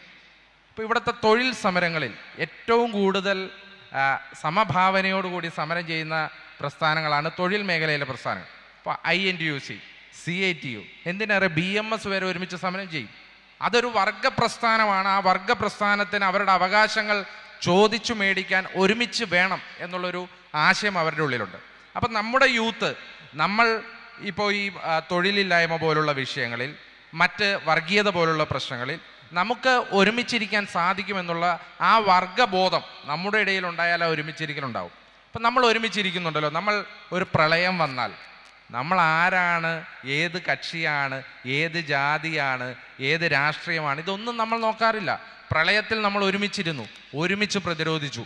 കൊറോണയിൽ നമ്മൾ ഒരുമിച്ചിരുന്നു, ഒരുമിച്ച് പ്രതിരോധിച്ചു. അന്ന് വർണ്ണ രാഷ്ട്രീയ വിവേചനമില്ലാതെ നമുക്കത് നേടാൻ സാധിച്ചു. അപ്പോൾ ഇന്ത്യയുടെ പൊതുവായ ആവശ്യങ്ങൾ, പൊതുവായ ലക്ഷ്യങ്ങൾ, ആ ലക്ഷ്യങ്ങൾ കൈവരിക്കാൻ ഇനിയും ഒരുമിച്ചിരിക്കാൻ സാധിക്കും. പിന്നെ എന്താണ് അതിൻ്റെ പ്രശ്നം? അതാണ് ചോദ്യം. അപ്പോൾ അതിൻ്റെ പ്രശ്നം ഇപ്പോൾ വളരെ ഫാക്ട്ഫുള്ളായി പറഞ്ഞാൽ, എനിക്കിപ്പോൾ ഇവിടെ ഇരുന്ന് ചുമ്മാ ഒരു കാര്യം പറഞ്ഞാൽ പോരല്ലോ. ഇപ്പോൾ തൊഴിലില്ലായ്മയ്ക്കെതിരുള്ളൊരു സമരം ഇപ്പം എനിക്കും സനോജിനും ഫിറോസിനും കൂടെ ഒന്നിച്ച് കേരളത്തിൽ നടത്താൻ പറ്റില്ല. കാരണം എന്താ? കേരളത്തിലെ ഭരണകക്ഷി എന്ന് പറഞ്ഞാൽ ഈ സമരം ചെയ്യുന്ന കക്ഷിയുടെ ഭാഗമാണ്. ഇപ്പോൾ ചിലപ്പോൾ ആ സമരം നമുക്ക് കർണാടകയിൽ ഒന്നിച്ച് നടത്താൻ പറ്റില്ല. അതിൻ്റെ പ്രശ്നം ചില രാഷ്ട്രീയ സിസ്റ്റം നമ്മുടെ ഈ രാജ്യത്തുണ്ട്. പക്ഷേ ആ രാഷ്ട്രീയ സിസ്റ്റങ്ങൾ നിലകൊള്ളുമ്പോൾ തന്നെ നേരത്തെ നമുക്ക് പല കാര്യങ്ങളിലും, ഇപ്പോൾ വിദ്യാഭ്യാസ മേഖലയിലെ പ്രശ്നങ്ങളിൽ നേരത്തെ KSUവും SFIയും ഒരുമിച്ച് സമരം ചെയ്തിട്ടുണ്ട്, ഒരുമിച്ച് സർക്കാരുകൾക്കെതിരെ സമരം ചെയ്തിട്ടുണ്ട്. ഇപ്പം KSUവിനെ സംബന്ധിച്ചിടത്തോളം 1987 ശ്രീ കെ കരുണാകരൻ്റെ കാലഘട്ടത്തിൽ 85-ലൊക്കെ അന്ന് KSU ശ്രീ കെ കരുണാകരൻ്റെ വിദ്യാഭ്യാസ നയങ്ങളോട് പ്രതിഷേധിച്ച് അദ്ദേഹവുമായിട്ടുള്ള യോഗത്തിൽ അദ്ദേഹത്തോട് വിമർശനം രേഖപ്പെടുത്തി ഇറങ്ങി വന്ന് SFIയുടെ കൂടെ ഇറങ്ങി വന്നിട്ടുണ്ട്. അപ്പോൾ ഇതുപോലുള്ള സ്പേസുകൾ പൊതുവായ ആവശ്യങ്ങൾക്കുണ്ടാകണം എന്നുള്ളതാണ് എൻ്റെ അഭിപ്രായം. ഈ രാഷ്ട്രീയ സിസ്റ്റങ്ങൾ നിലകൊള്ളുമ്പോൾ തന്നെ, പരിമിതികൾ നിലകൊള്ളുമ്പോൾ തന്നെ വർഗീയതയ്ക്കെതിരെ അല്ലെങ്കിൽ തൊഴിലില്ലായ്മയ്ക്കെതിരെ യുവാക്കളുടെ ആവശ്യങ്ങൾക്ക് വേണ്ടി നമുക്ക് ഒരുമിച്ച് നിൽക്കാൻ സാധിക്കണം. അതിന് ഈ പരിമിതികൾ ഇല്ലാതാകട്ടെ എന്നുള്ളതാണ് എൻ്റെ ടേക്ക്. അല്ല, ഫിറോസ് സംസാരിക്കുന്നതിന് മുമ്പ് നമ്മളിങ്ങനെ അബിൻ പറഞ്ഞു വരുന്നത് നമുക്ക് കൊറോണ വരണം, മഹാമാരി വരണം, അല്ലെങ്കിൽ പ്രളയങ്ങൾ ഉണ്ടാവണം, ആ സമയത്ത് ഒരുമിച്ച് നിൽക്കുന്നു. ശരിയാണ്. നമുക്ക് ഈ ദുരന്തങ്ങളില്ലാത്ത കാലത്ത് ഞങ്ങൾ ഒരുമിച്ചാണ് എന്ന് പറയാനുള്ളൊരു സന്ദേശം ജനങ്ങൾക്ക് കൊടുക്കാനുള്ളൊരു ബാധ്യത നമുക്കില്ലേ? അല്ല, തീർച്ചയായിട്ടും ഉണ്ട്. ഞാൻ അത് തന്നെയാണ് പറഞ്ഞത്. ഇവിടെ ഒരുമിച്ച് നിൽക്കാൻ യാതൊരു വിധത്തിലുള്ള പ്രശ്നങ്ങളില്ല എന്നുള്ളതാണ് പറഞ്ഞത്. അതുകൊണ്ടാണ് ഞാൻ പറഞ്ഞത് പ്രളയവും കൊറോണയും പോലുള്ളൊരു ദുരന്തമാണ് വർഗീയത. അതിനകത്ത് ഞങ്ങൾക്ക് സംശയമില്ല. അതുകൊണ്ടാണ് വെറുപ്പിൻ്റെ കമ്പോളത്തിൽ സ്നേഹത്തിൻ്റെ കട തുറക്കുക എന്നുള്ളൊരു വലിയ മഹത്തായ ആശയം ശ്രീ രാഹുൽ ഗാന്ധി മുന്നോട്ട് വെച്ചത്. രാഹുൽ ഗാന്ധി അത് മുന്നോട്ട് വെക്കുമ്പോൾ തന്നെ സീതാറാം യെച്ചൂരിയുടെ ഒരു ഇൻഫ്ലുവൻസ് അതിനകത്തുണ്ടായിരുന്നു. എന്ന് പറഞ്ഞാൽ ഈ രാജ്യത്തെ ഏറ്റവും കാതലായ പ്രശ്നങ്ങളിൽ ഒരുമിച്ചിരിക്കാൻ രാഷ്ട്രീയ കക്ഷികൾക്ക് പരിമിതികൾ ഇല്ല എന്നുള്ളത് വളരെ പ്രകടമാണ്. പക്ഷേ അത് കുറച്ചുകൂടി ആ രാഷ്ട്രീയ സിസ്റ്റത്തിനപ്പുറമായി യുവാക്കളുടെ പൊതുവായ ലക്ഷ്യങ്ങൾക്ക് യുവജന സംഘടനകൾ ഒരുമിച്ചിരിക്കണം എന്നുള്ളതാണ് എൻ്റെ അഭിപ്രായം. ഞാൻ കുറച്ചുകൂടി വ്യക്തമായിട്ട് പറയാൻ ആഗ്രഹിക്കുകയാണ്. എന്താണെന്ന് വെച്ചാൽ, ഇപ്പോൾ ഡൽഹിയിലെത്തിയാൽ ഞങ്ങൾ ഒരുമിച്ച് നിൽക്കാറുണ്ട്.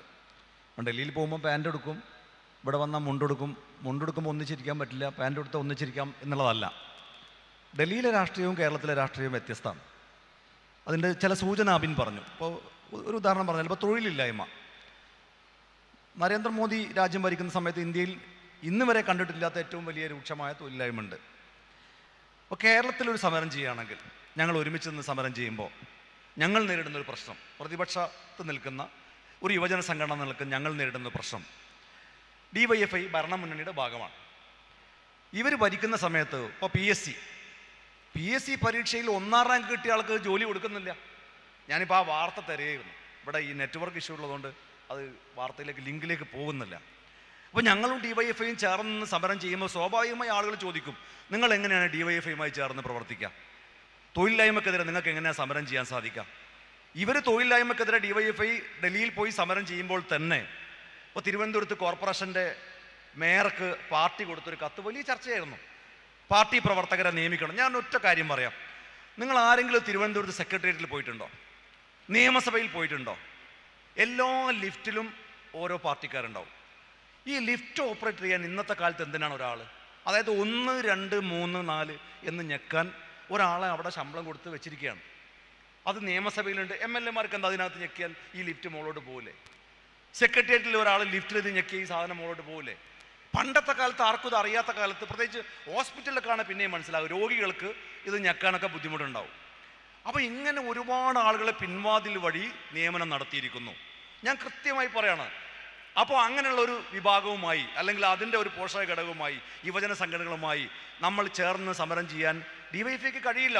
ഈ കേരള സർക്കാരിനെതിരെ സമരം ചെയ്യാൻ DYFI കഴിയില്ല. അപ്പോൾ സ്വാഭാവികമായും കേരളത്തിനകത്ത് യോജിക്കാനുള്ള പ്രയാസമുണ്ട്. ഇനി രണ്ടാമത്തെ കാര്യം, നിങ്ങൾ പറഞ്ഞ 2 പോയിന്റിൽ മാത്രം സമയം ചുരുക്കായതുകൊണ്ട്, വർഗീയത വലിയ വിപത്താണ്, യാതൊരു സംശയമില്ല. വർഗീയത രാജ്യത്തെ ഗ്രസിച്ചുകൊണ്ടിരിക്കുന്നു, കാർന്നു നിന്നുകൊണ്ടിരിക്കുന്നു, നമുക്ക് എല്ലാവർക്കും അറിയാം. പക്ഷേ സമീപകാലത്ത് കേരളത്തിലെ ചില സ്റ്റേറ്റ്മെൻറ്റുകൾ, ഇപ്പോൾ പ്രിയങ്ക ഗാന്ധി വയനാട്ടിൽ നിന്ന് ജയിച്ചത് ന്യൂനപക്ഷ വർഗീയതയുടെ വോട്ട് വാങ്ങിയിട്ടാണ് എന്ന് കേരളത്തിലെ ഭരണകക്ഷിയുടെ ഭാഗത്തു നിന്നുള്ള പോളിറ്റ് ബ്യൂറോ മെമ്പർ പ്രസംഗിക്കുകയാണ്. എന്താണ് അതുകൊണ്ട് ഉദ്ദേശിക്കുന്നത്? ഏത് സ്റ്റാമ്പാണ്, ഏത് ചാപ്പയാണ് ഇവരുടെ മേൽ ഒരു സമുദായത്തിൻ്റെ, ഒരു സമൂഹത്തിൻ്റെ മേൽ കുത്താൻ വേണ്ടി ശ്രമിക്കുന്നത്? ഇത് ഒറ്റപ്പെട്ട സംഭവമല്ല. മലപ്പുറത്ത് നേരത്തെ തന്നെ ലീഗ് ജയിച്ച സമയത്ത് അന്നും പറഞ്ഞിരുന്നു മലപ്പുറത്തിൻ്റെ ഉള്ളടക്കം വർഗീയമാണ്.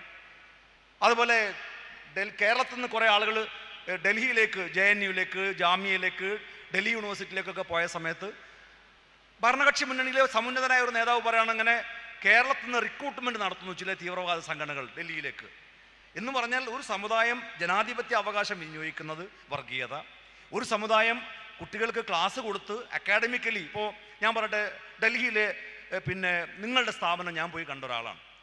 ആ സ്ഥാപനം എന്തെല്ലാം കാര്യങ്ങൾ ചെയ്യുന്നു, എത്ര കുട്ടികളെ ഡൽഹിയിലേക്ക് കൊണ്ടുപോകുന്നു, എത്ര ആളുകളെ വിദ്യാഭ്യാസത്തിന് വേണ്ടി സഹായം ചെയ്യുന്നു.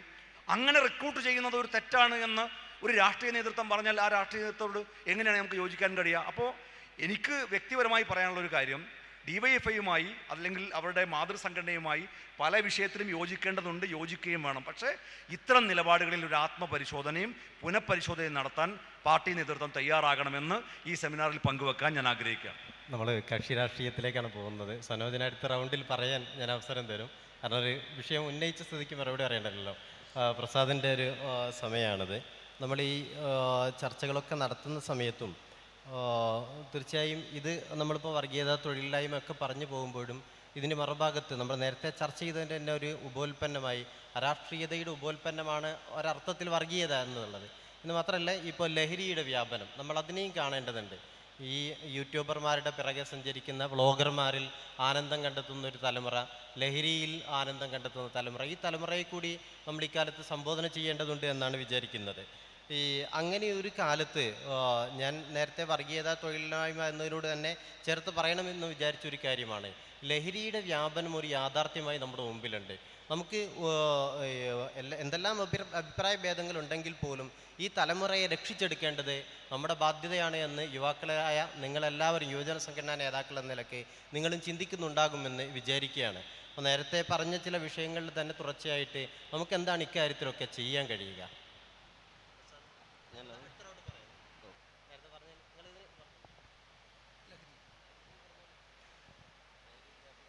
ഇവിടെ നമ്മൾ രണ്ടാമത് ചർച്ചയ്ക്ക് കൊണ്ടുവന്ന വിഷയം എന്ന് പറയുന്നത് യോജിച്ച പ്രക്ഷോഭം നടത്തിക്കൂടെ എന്നുള്ളതാണ്.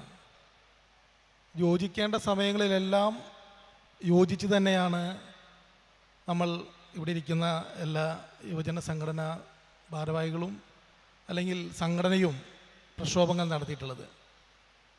ഇപ്പോൾ ഈ സമ്മേളനത്തിനോട് നമ്മൾ യോജിക്കുന്നത് കൊണ്ടാണ്, നിങ്ങൾ ഉയർത്തുന്ന ആശയങ്ങളോട് യോജിക്കുന്നത് കൊണ്ടാണ് ഞങ്ങളിവിടെ ഒരുമിച്ചിരിക്കുന്നത്. എന്നാൽ ഒരു രാഷ്ട്രീയ പാർട്ടി, രാഷ്ട്രീയ പ്രസ്ഥാനത്തിന് ആ രാഷ്ട്രീയ പ്രസ്ഥാനത്തിനകത്ത് ചില നിലപാടുകളുണ്ടാകും, ചില കാര്യങ്ങൾ അതിൻ്റെ നിലപാടുകളിനകത്തുള്ള വ്യത്യാസങ്ങളെല്ലാം ഉണ്ടാകും. അതിനനുസരിച്ച് ചിലപ്പോൾ ചില ഘട്ടങ്ങളിൽ യോജിക്കാൻ സാധിക്കാത്ത അവസ്ഥ സ്വാഭാവികമാണ്. എന്നാൽ പൊതുവിഷയത്തിനകത്ത് ഇവിടെ പറഞ്ഞതുപോലെ പൗരത്വ വിഷയവുമായി ബന്ധപ്പെട്ടും തൊഴിലില്ലായ്മയുമായി ബന്ധപ്പെട്ടിട്ടും ഇവിടെ നടക്കുന്ന വർഗീയതയുമായി ബന്ധപ്പെട്ടുമെല്ലാം യോജിച്ച പ്രക്ഷോഭം നടത്തുക, യോജിച്ച ഒരു പ്ലാറ്റ്ഫോം ഉണ്ടാകുക എന്നുള്ളത് തന്നെയാണ് നമ്മൾ ആഗ്രഹിക്കുന്നത്. പിന്നെ ഇവിടെ പറഞ്ഞതുപോലെ ലിഫ്റ്റിലാളെ വയ്ക്കുന്ന കാര്യം, അത്തരം കാര്യങ്ങളെല്ലാം അതെല്ലാം രാഷ്ട്രീയപരമായ ഒരു ചർച്ചയായിട്ട് നമുക്കതിനെ കാണാം.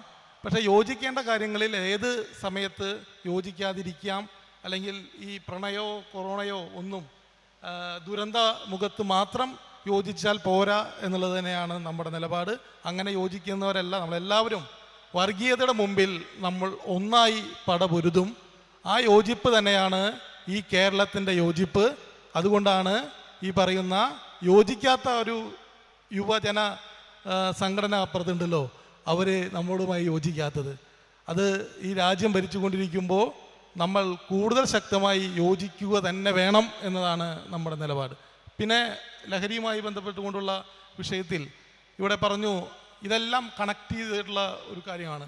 രാഷ്ട്രീയ പ്രവർത്തനം വേണമോ വേണ്ടയോ എന്ന് ചോദിക്കുമ്പോൾ ഇപ്പോൾ നടന്നുകൊണ്ടിരിക്കുന്ന നമ്മുടെ കൊലപാതകങ്ങളായാലും ക്രൈം മാനദണ്ഡങ്ങളായാലും എടുത്ത് പരിശോധിക്കുമ്പോൾ ഏറ്റവും അധികം ആളുകൾ ഇത്തരത്തിൽ നിയമവിരുദ്ധ പ്രവർത്തനത്തിൽ ഏർപ്പെടുന്നതെല്ലാം ലഹരിയുടെ സാന്നിധ്യം ഉണ്ട് എന്നറിയാം. ഇന്നത്തെ യുവാക്കൾ ഇപ്പോൾ സിന്തറ്റിക് ലഹരിയിലേക്കാണ് പോകുന്നത്. നിറമില്ല, മണമില്ല, നിറമില്ല, മണമില്ല, ഒന്നുമില്ല. അപ്പോൾ വളരെ സിമ്പിളായി പണ്ട് പോലീസുകാർ കൈ കാണിച്ച് ഊതിക്കുന്ന സാഹചര്യം വാഹനത്തിൽ മദ്യപിച്ച് പോകുന്ന ആളുകൾക്കുണ്ടെങ്കിൽ ഇന്ന് ആളുകളുടെ പേഴ്സ് എടുത്ത് പരിശോധിക്കുന്ന സാഹചര്യമാണ്. അത്രയും മൈന്യൂട്ടായിട്ടാണ് ലഹരി ഇന്ന് നമ്മുടെ സ്ഥലങ്ങളിലേക്ക് കിട്ടുന്നത്. അപ്പോൾ ഇത് ലഭിക്കുന്നത് രാഷ്ട്രീയ ബോധമില്ലാത്ത ഒരു തലമുറ സൃഷ്ടിക്കപ്പെടുന്നത് കൊണ്ടാണ്. നമ്മൾ ആ ഉത്തമമായ ബോധ്യം നമ്മുടെ ഉള്ളിലേക്ക് ഉണ്ടാകണം. അങ്ങനെ ഒരു തലമുറയെ വാർത്തെടുക്കാതിരിക്കുവാനുള്ള പോരാട്ടത്തിൽ നമുക്ക് ഒന്നായി അണിചേരാം എന്നാണ് സൂചിപ്പിക്കാനുള്ളത്. തീർച്ചയായും ഫിറോസ് ഉന്നയിച്ച വിഷയങ്ങളിൽ സനോജിന് പറയാൻ അവസരം കൊടുക്കേണ്ട ഒരു ജനാധിപത്യ മര്യാദയാണ്. നിങ്ങൾ ആ വിഷയത്തിൽ കൂടുതൽ തർക്കങ്ങളിലേക്ക് പോകരുത് എന്നുകൂടി അഭ്യർത്ഥിക്കുകയാണ്. ഇതിപ്പോൾ യോജിപ്പിൻ്റെ മേഖലയെക്കുറിച്ചാണല്ലോ പറയുന്നത്.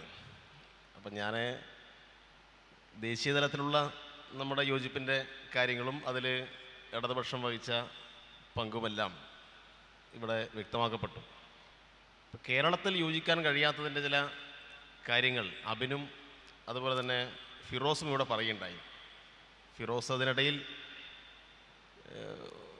കക്ഷി രാഷ്ട്രീയത്തിൻ്റെ ഭാഗമായി ഇവിടെ നിലനിൽക്കുന്ന ചില ആരോപണങ്ങൾ അത് വീണ്ടും ഇവിടെ ഉന്നയിക്കുകയാണ്. അതിലൊരു കാര്യമുള്ളത്, ഇപ്പോൾ കേന്ദ്രം നടത്തിക്കൊണ്ടിരിക്കുന്ന നിയമന നിരോധനവുമായി ബന്ധപ്പെട്ട കാര്യങ്ങൾ അതുപോലെ തന്നെയാണ് സംസ്ഥാനത്തെ ഇടതുപക്ഷ ഗവൺമെൻറ് കാലത്തും നിൽക്കുന്നത്. അതുകൊണ്ട് കേന്ദ്രത്തിനെതിരായി മാത്രം സമരം നടത്തിയാൽ പോരാ, കേരളത്തിനെതിരായും സമരം നടത്തണം എന്നാണ് ഫിറോസിൻ്റെ വാദം. ആ സമരത്തിന് DYFI ഉണ്ടാവുമോ എന്നാണ് ചോദ്യം. DYFI സംബന്ധിച്ചിടത്തോളം ഇവിടെ നിയമന നിരോധനമുണ്ടെങ്കിൽ ഞങ്ങൾ ഉറപ്പായും സമരത്തിനുണ്ടാവും. കഴിഞ്ഞ ദിവസം KSEB ഓഫീസിന് മുന്നിൽ, കേരളത്തിലെ വൈദ്യുതിഭവന് മുന്നിൽ തിരുവനന്തപുരത്ത് ഞാൻ പങ്കെടുത്തുകൊണ്ടൊരു സമരം നടക്കുകയുണ്ടായി. അവിടെ ന്യായമായും നടക്കേണ്ട 700-ൽ കൂടുതൽ ഒഴിവ് PSC റാങ്ക് ലിസ്റ്റ് ഉണ്ടായിട്ടും നികത്താതെ വന്നപ്പോൾ അവിടെ ശക്തമായ നിലപാട് സ്വീകരിച്ച സമരവുമായി മുന്നോട്ട് വന്നത് DYFI ആണ്. യൂത്ത് ലീഗും യൂത്ത് കോൺഗ്രസൊന്നും അവിടെ സമരം നടത്താൻ കണ്ടിട്ടില്ല. KSFIയിൽ നിയമനം നടത്തണമെന്നാവശ്യപ്പെട്ട് ഈ ഭരണഘട്ടത്തിൽ തന്നെയാണ് ഞങ്ങൾ ഇടപെട്ടത്. അതുകൊണ്ട് നിയമനം നിരോധനമില്ലാതെ അർഹമായിട്ടുള്ള എല്ലാ കാര്യങ്ങളിലും മുന്നോട്ട് പോകണം എന്ന് തന്നെയാണ് ഞങ്ങളുടെ അഭിപ്രായം. പക്ഷേ കേന്ദ്ര ഗവൺമെൻറ് നടത്തുന്നതോ, കേന്ദ്ര ഗവൺമെൻറ് പൂർണ്ണമായും നിയമന നിരോധനമാണ്. റെയിൽവേയിൽ നിയമനം നടക്കുന്നില്ല, സ്വകാര്യവൽക്കരണത്തിൻ്റെ ഭാഗമായിട്ട് നിലവിലുള്ള തൊഴിലവസരങ്ങളെല്ലാം ഇല്ലാതാവുന്നു. അപ്പോൾ ഇത് രണ്ടും ഒരുപോലെ കാണണം എന്ന് പറയുന്നതിൻ്റെ യുക്തി എന്താണെന്ന് എനിക്ക് മനസ്സിലാവുന്നില്ല. അത് നേരത്തെ പറഞ്ഞ അധികാര രാഷ്ട്രീയവുമായി ബന്ധപ്പെട്ട കക്ഷി രാഷ്ട്രീയത്തിൻ്റെ മാത്രം പ്രശ്നമാണ്. കാരണം ഇങ്ങനൊരു ദുരാരോപണം മുൻനിർത്തി ഈ ഭരണത്തെ അട്ടിമറിച്ച് ആ കസേര പിടിക്കാൻ പറ്റുമോ എന്ന കൗശല ബുദ്ധി മാത്രമാണ് ഇത്തരം വാദങ്ങളുടെ പിന്നിലുള്ളത്. അല്ലാതെ മറ്റൊന്നും കാണാൻ വേണ്ടി കഴിയില്ല. അതുകൊണ്ട് രണ്ടും ഒരുപോലെ കാണരുത്. നിയമനിരോധനം ഞങ്ങളുടെ കാലത്തില്ല. മറ്റൊരു കാര്യം കൂടി പറയാം. രാജ്യത്ത് ഏറ്റവും കൂടുതൽ PSC നിയമനങ്ങൾ നടത്തിയ സംസ്ഥാനങ്ങളുടെ പട്ടിക പുറത്തുവിട്ടപ്പോഴും കേരളം തന്നെയാണ് മുമ്പിലുള്ളത് എന്ന കാര്യവും മറന്നുപോണ്ട. രണ്ടാമത്തെ കാര്യം വർഗീയതയുമായി ബന്ധപ്പെട്ട പ്രശ്നമാണ്. അതിൽ ഇപ്പം നിലനിൽക്കുന്ന രാഷ്ട്രീയ സാഹചര്യത്തിൽ ഒരു സംഘടനയ്ക്കെതിരായി ഞങ്ങളുടെ പൊളിറ്റ് ബ്യൂറോ മെമ്പർ നടത്തിയിട്ടുള്ള വിമർശനമാണ്. അപ്പോൾ ജമാഅത്തെ ഇസ്ലാമിയുമായി ബന്ധപ്പെട്ട വിഷയത്തിനകത്ത് നടത്തിയിട്ടുള്ള പ്രതികരണങ്ങളെ അത് കേരളത്തിലെ മൊത്തം മുസ്ലിങ്ങൾക്കെതിരായ ഒരു പ്രതികരണമാക്കി മാറ്റുകയാണ്. അത് RSSൻ്റെ കൂടി ഒരു തന്ത്രമാണ്. കാരണം നരേന്ദ്രമോദിയെ പറഞ്ഞാൽ ഇന്ത്യയെ പറഞ്ഞതിന് തുല്യമാണ് എന്ന നിലയിൽ ഒരു നരേറ്റീവ് അവരുണ്ടാക്കുന്നത്.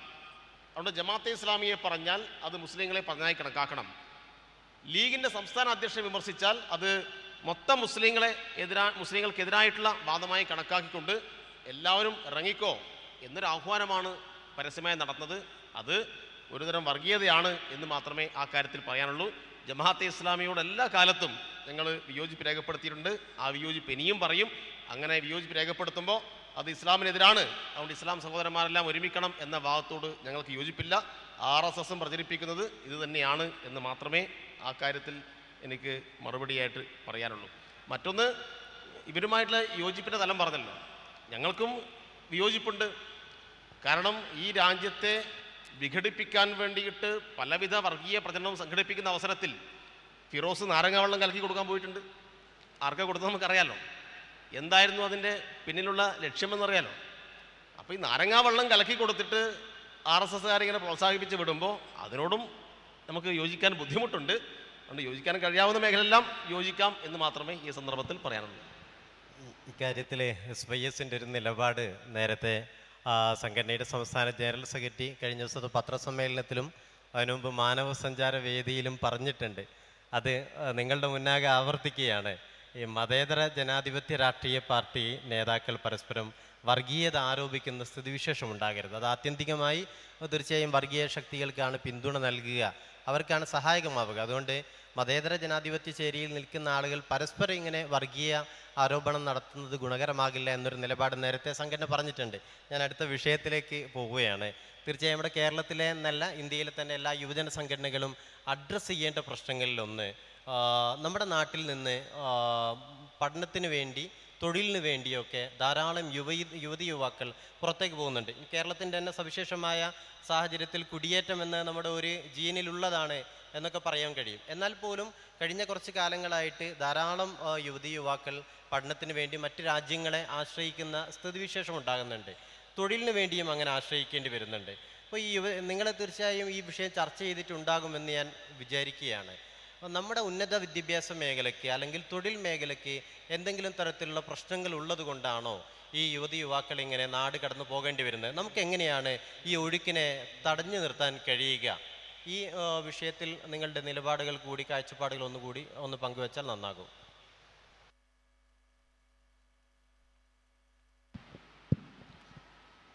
ഇവിടെ 2-3 കാര്യങ്ങൾക്ക് ഇങ്ങനെ മറുപടി പറഞ്ഞ് പോകേണ്ടതുണ്ട്. ഞാൻ എന്തായാലും യോജിപ്പ് വേണം എന്ന് ആഗ്രഹിക്കുന്ന ഒരു ജനതയുടെ മുമ്പിലിരുന്ന് വിയോജിപ്പുകൾ മാത്രം രേഖപ്പെടുത്താൻ ആഗ്രഹിക്കുന്നില്ല. അതുകൊണ്ട് കൂടുതൽ അതിനകത്തായിട്ട് പറയുന്നില്ല. പക്ഷേ എങ്കിൽ പോലും ഒരൊറ്റക്കാര്യം ഏതായാലും കുറേയധികം കക്ഷി രാഷ്ട്രീയം ഇവിടെ ചർച്ച ചെയ്യപ്പെട്ടതുകൊണ്ട് ഒറ്റക്കാര്യം മാത്രം പറഞ്ഞുകൊണ്ട് ഞാനത് അവസാനിപ്പിച്ചോളാം.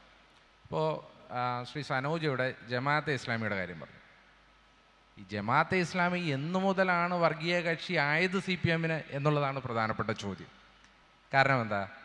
ഇപ്പോൾ മറ്റൊരു പത്രത്തിൻ്റെയും മുഖപ്രസംഗത്തിൽ നിങ്ങൾ പറയുന്ന ജമാഅത്തെ ഇസ്ലാമി വർഗീയ കക്ഷിയല്ല, അതൊരു മഹത്വവൽക്കരിച്ച ഒരു കക്ഷിയാണെന്നും അവരെ കൂടെ കൂട്ടണമെന്നും പറഞ്ഞിട്ടില്ല. പക്ഷെ ഒരു പത്രത്തിൻ്റെ പറഞ്ഞിട്ടുണ്ട്. അത് 96-ൽ ദേശാഭിമാനി പുറത്തിറങ്ങിയപ്പോൾ ദേശാഭിമാനിയുടെ മുഖപ്രസംഗത്തിൽ വളരെ കൃത്യമായി പറഞ്ഞിട്ടുണ്ട്. അപ്പോൾ എന്ന് പറഞ്ഞാൽ നിങ്ങളുടെ ഇന്നത്തെ നിലപാടും അന്നത്തെ നിലപാടും തമ്മിൽ വ്യത്യാസമുണ്ട്. 2006-ൽ മറ്റൊരു പ്രസ്ഥാനത്തിൻ്റെയും സംസ്ഥാന നേതാവ് പരസ്യമായി പത്രസമ്മേളനം നടത്തി ഞങ്ങൾ ജമാഅത്തെ ഇസ്ലാമിയുടെ വോട്ട് മേടിച്ചിട്ടുണ്ടെന്നും അവർ കൂടെ കൂട്ടാൻ കുഴപ്പമില്ലാത്ത ആളുകളാണ് എന്നും പറഞ്ഞിട്ടില്ല. പക്ഷേ 2006 CPM-ന്റെ സംസ്ഥാന സെക്രട്ടറിയായ ശ്രീ പിണറായി വിജയൻ വളരെ കൃത്യമായി അത് പറഞ്ഞിട്ടുമുണ്ട്, അത് ഫയലിലുമുണ്ട്. അപ്പോൾ നിങ്ങളുടെ ഇന്നത്തെ നിലപാടും അന്നത്തെ നിലപാടും തമ്മിൽ വ്യത്യാസമുണ്ട്. 2015 ശ്രീ കോടിയേരി ബാലകൃഷ്ണനും ജമാഅത്തെ ഇസ്ലാമിയുടെ അമീറും തമ്മിൽ ചർച്ച നടത്തി വളരെ കൃത്യമായി അമീർ പുറത്തിറങ്ങി വന്നപ്പോൾ പറഞ്ഞത്, ഞങ്ങൾ പരസ്യമായി ഇടതുപക്ഷത്തെ ഈ പഞ്ചായത്ത് തിരഞ്ഞെടുപ്പിൽ പിന്തുണയ്ക്കാൻ തയ്യാറായിട്ടുണ്ട് എന്നുള്ളതാണ്. അങ്ങനെ ആണെന്നുണ്ടെങ്കിൽ പിന്നെ നിങ്ങളുടെ ഇന്നത്തെ നിലപാടും അന്നത്തെ നിലപാടും തമ്മിൽ വ്യത്യാസമുണ്ട് എന്നുള്ളത് പറയാൻ ആഗ്രഹിക്കുക. ഞാൻ ഇനി കൂടുതൽ അതിനകത്തിട്ട് ഒരു ചർച്ചയിലേക്ക് പോകുന്നില്ല, ആ വിഷയം ഞാൻ വിടുകയാണ്. 2 ലഹരിയുമായി ബന്ധപ്പെട്ട വിഷയം, അതാണ് ഇവിടെ ചോദിച്ചത്. ഈ ലഹരിയുമായി ബന്ധപ്പെട്ട വിഷയത്തിൽ നമ്മുടെ ഇന്നത്തെ യൂത്തിൻ്റെ ഏറ്റവും വലിയ പ്രത്യേകത, ഏറ്റവും എനർജറ്റിക് ആയിട്ടുള്ള വൈബ്രൻ്റ് ആയിട്ടുള്ള യൂത്താണ് നമുക്ക് ഇന്നുള്ളത്. കാരണം നേരത്തെ നമ്മൾക്കറിയാം, പണ്ട് കാലഘട്ടങ്ങളിൽ നമ്മൾ ഇന്ന് കഴിക്കുന്നിടത്തോളം ബിരിയാണി അന്ന് കഴിച്ചിട്ടുണ്ടാവില്ല. ഇപ്പോൾ എൻ്റെയൊക്കെ കുട്ടിക്കാലത്ത് എൻ്റെ വീട്ടിൽ ഒരു ബീഫോ അല്ലെങ്കിൽ ചിക്കനോ മേടിക്കുന്നത് ഞായറാഴ്ചകളിലായിരിക്കും, ഇല്ലെങ്കിൽ ഒരു മീൻ മേടിക്കുന്നത് വിശേഷ ദിവസങ്ങളിലായിരിക്കും. അപ്പോൾ ഞങ്ങളുടെയൊക്കെ നാടുകളിലൊരു നാട്ടും പ്രദേശത്ത് അങ്ങനെയൊക്കെ ആയിരുന്നു. പക്ഷെ ഇന്ന് അങ്ങനെയാണോ? ഇന്ന് അങ്ങനെയല്ല. ഇന്ന് നമ്മുടെ വീടുകളിൽ സ്ഥിരമായിട്ടൊരു മുട്ട പൊരിച്ചതെങ്കിലും ഇല്ലെങ്കിൽ നമുക്ക് ചോറുണ്ണാൻ വലിയ വിമുഖതയാണ് പല കുട്ടികൾക്കും. എന്ന് പറഞ്ഞാൽ കാലം മാറി. ആ കാലം മാറിയതോടുകൂടി നമ്മുടെ യൂത്തിൻ്റെ എനർജിയും മാറി. ഭയങ്കര എനർജറ്റിക് ആയിട്ടുള്ളൊരു യൂത്താണ് നമുക്കുള്ളത്. അപ്പോൾ ഈ എനർജി എങ്ങനെ ഡൈവേർട്ട് ചെയ്യപ്പെടണം എന്നുള്ളിടത്താണ് ലഹരി എന്നുള്ളൊരു വിഷയം വരുന്നത്.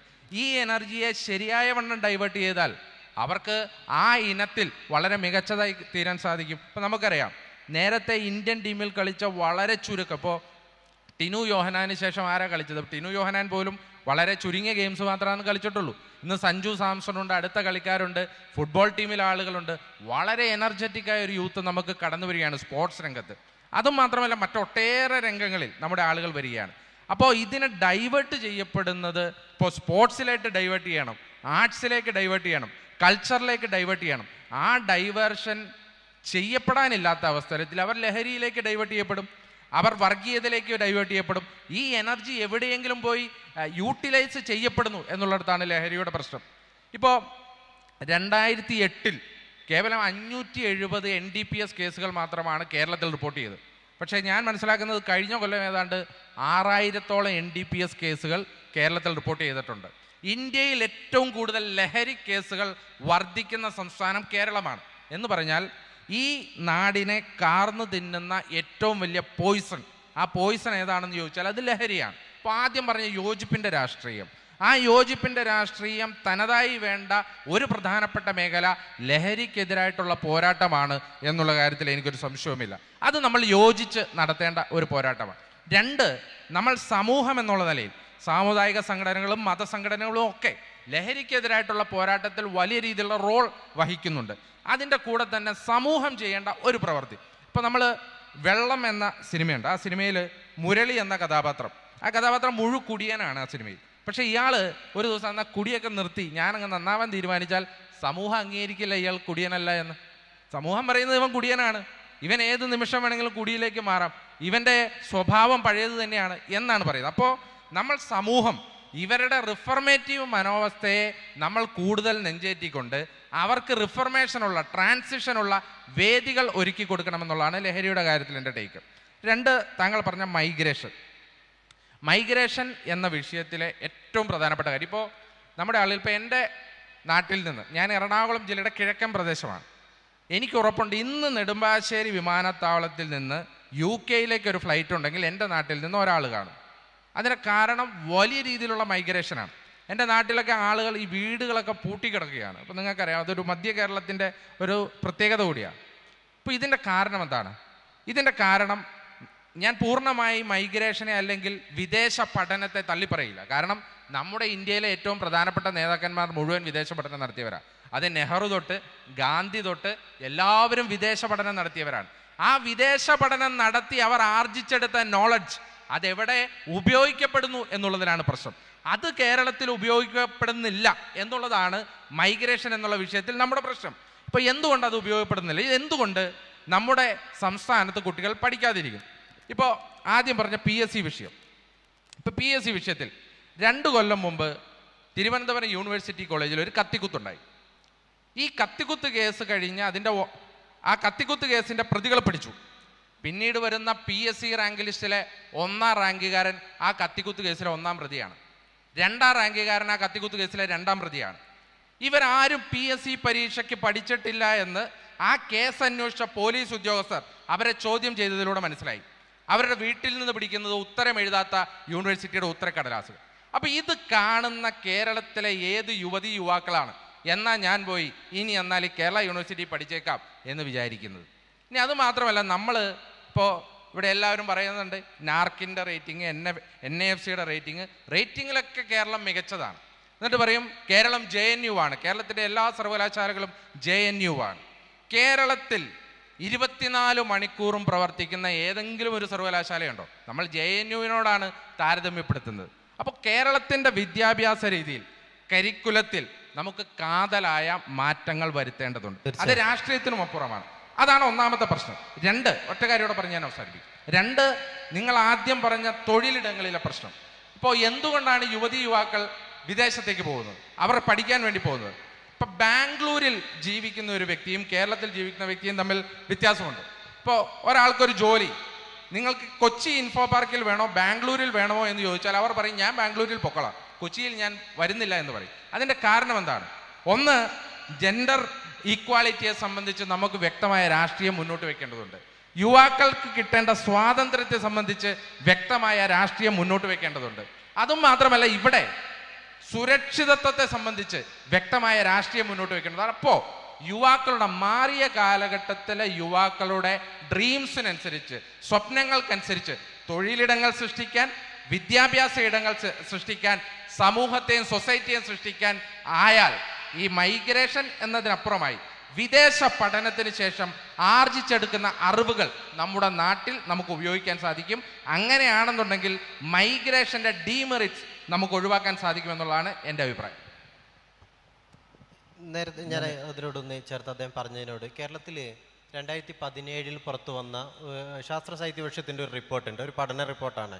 അതിൽ പറയുന്നത് 11.76 ലക്ഷം വീടുകൾ ആളില്ലാതെ ഒഴിഞ്ഞു കിടക്കുന്നു എന്നുള്ളതാണ്. ഇതെല്ലാവരും കുടിയേറ്റത്തിൻ്റെ പഠനത്തിൻ്റെ ആവശ്യത്തിന് പോയി എന്ന അർത്ഥത്തിലല്ല ഞാൻ പറയുന്നത്. പക്ഷേ ഇങ്ങനെ പഠനം പിന്നീട് അവിടുത്തെ ജീവിതം, അവിടുത്തെ രാഷ്ട്രീയ കാലാവസ്ഥകൾ ഇതെല്ലാം ആകർഷിച്ച് അവിടെ തന്നെ നിലകൊള്ളുന്നൊരു വിഭാഗം 2017 കണക്കാണ് ഞാൻ പറഞ്ഞത്. ഇപ്പോൾ കൂടി എന്നുള്ളതല്ലാതെ കുറയാൻ ഒരു സാധ്യതയില്ലല്ലോ. ഇങ്ങനെ ആളില്ലാത്ത തരിശിടപ്പെട്ട ഭൂമി എന്നൊക്കെ പറയുന്നത് പോലെയുള്ള ഒരവസ്ഥയിലേക്ക് കേരളം പതിയെ വീഴുകയാണ്. നമുക്കിതിനൊരു പരിഹാരം ഉണ്ടാകേണ്ടതില്ലേ? അല്ല, അത് തന്നെയാണ് ഞാനതിനകത്ത് തൊഴിലിടങ്ങളെപ്പറ്റി സംസാരിച്ചിരുന്നു. മൈഗ്രേഷൻ്റെ ഒരു പ്രധാനപ്പെട്ട പ്രശ്നം തൊഴിലിടങ്ങളാണ്. ഇപ്പോൾ ഞാനിതൊക്കെ പറയുമ്പോഴും എൻ്റെ സഹോദരൻ UK-ലാണ്, അവർ ഫാമിലിയായിട്ട് അവിടെ സെറ്റിൽഡാണ്. അവരിനി തിരിച്ചു വരുമോ എന്നുള്ളതും എനിക്കറിയില്ല. പക്ഷെ ഇതിൻ്റെ പ്രശ്നം, അപ്പം ഞാൻ അവനോട് ചോദിക്കുമ്പോൾ നീ അപ്പോൾ എന്നാണ് ഇനി തിരിച്ചു വരാൻ ആഗ്രഹിക്കുന്നത്? അപ്പോൾ അവൻ എന്നോട് പറയുന്ന ചില കാര്യങ്ങളുണ്ട്. ഒന്ന്, കുട്ടികളുടെ വിദ്യാഭ്യാസം. ഇപ്പോൾ നമുക്ക് ഒരു മികച്ച സ്കൂളിൽ ഇവിടെ 1ാം ക്ലാസ്സിൽ അഡ്മിഷൻ ലഭിക്കണമെങ്കിൽ നമുക്ക് കൊടുക്കേണ്ട ഫീസിൻ്റെ അളവ് എത്രയാണ് നിങ്ങൾക്കറിയാമല്ലോ, ഞാനത് ഇവിടെ പറയാൻ ആഗ്രഹിക്കുന്നില്ല. 2, നമുക്കിവിടെ ഒരു +2 കഴിഞ്ഞ് ഇഷ്ടമുള്ള വിഷയങ്ങളിൽ ഒരു അഡ്മിഷൻ ലഭിക്കാൻ വേണ്ടി, പ്രത്യേകിച്ച് മലപ്പുറത്തുള്ള ആളുകളോട് സീറ്റിൻ്റെ കണക്ക് ഞാൻ ഇനി പറയുന്നില്ല, അത് വീണ്ടും മറ്റൊരു വിഷയത്തിലേക്ക് പോകുന്നതുകൊണ്ട് ഞാൻ ഇനി അത് വീണ്ടും പറയുന്നില്ല. 3, മികച്ച ഒരു വിദ്യാഭ്യാസ സ്ഥാപനത്തിൽ പഠിക്കണമെങ്കിൽ എന്തൊക്കെ സ്ട്രഗിളാണ് നമ്മൾ നേരിടുന്നത്. അപ്പോൾ അതാണ് വിദ്യാഭ്യാസപരമായ പ്രശ്നം. 2, അവൻ പറയുന്നത് ഇപ്പോൾ ക്വാളിറ്റി ഓഫ് ലിവിങ്. അവർ പറയുന്നത് വളരെ കൃത്യമായ നിയമ പരിഹാരങ്ങളുള്ള, വളരെ കൃത്യമായ ട്രാഫിക്കുള്ള ഒരു സ്ഥലം. ഞങ്ങൾക്കൊരു ടെൻഷനില്ല. രാവിലെ എഴുന്നേറ്റാൽ വണ്ടി എടുക്കുക, ജോലിക്ക് പോവുക, അവിടുത്തെ കാര്യങ്ങൾ കഴിഞ്ഞ് തിരിച്ചു വരിക. വീക്കെൻഡിൽ നമ്മൾ ഒരു കൂട്ടായ്മകൾ കൂടി. അപ്പോൾ ഇതുകൊണ്ട് ഈ 2 കാര്യങ്ങളാണ്, quality of life, quality of education, ഈ 2മാണ് പ്രധാനമായും ഈ അടയ്ക്കപ്പെട്ടിരിക്കുന്ന വീടുകളുടെ കാര്യം എന്നുള്ളതാണ്. നിങ്ങൾക്ക് 3 ആൾക്കും, ശേഷിക്കുന്ന 3 ആളുകളും സമയം ഉപയോഗിച്ചിട്ട് നമുക്ക് ഞാനും അധികം സംസാരിക്കുന്നില്ല. പ്രത്യേകിച്ച് മോഡറേറ്റർ ഈ നേരത്തെ പറഞ്ഞ രാഷ്ട്രീയ വിഷയങ്ങളിലേക്ക് കൂടുതൽ കടക്കരുതെന്ന് പറഞ്ഞുകൊണ്ട് പ്രത്യേകിച്ച്. പക്ഷെ അങ്ങനെയാണെങ്കിലും ഈ പേരോട് ഉസ്താദ് മുമ്പ് പറഞ്ഞിട്ടുണ്ട്, എങ്ങനെ ചക്ക മുറിച്ചാലും കുറച്ച് കുരുവിന് കൊള്ളുന്നുണ്ട്. അതുപോലെ എങ്ങനെ പറഞ്ഞാലും അവസാനം നമ്മളവിടെ എത്തിപ്പോകും. ഇപ്പോൾ 1-2 ഫാക്ച്വൽ എറർ മാത്രം ഞാൻ പറയാം. ഒന്ന്, ഇപ്പോൾ സനോജ് പറഞ്ഞൊരു കാര്യമുണ്ട്.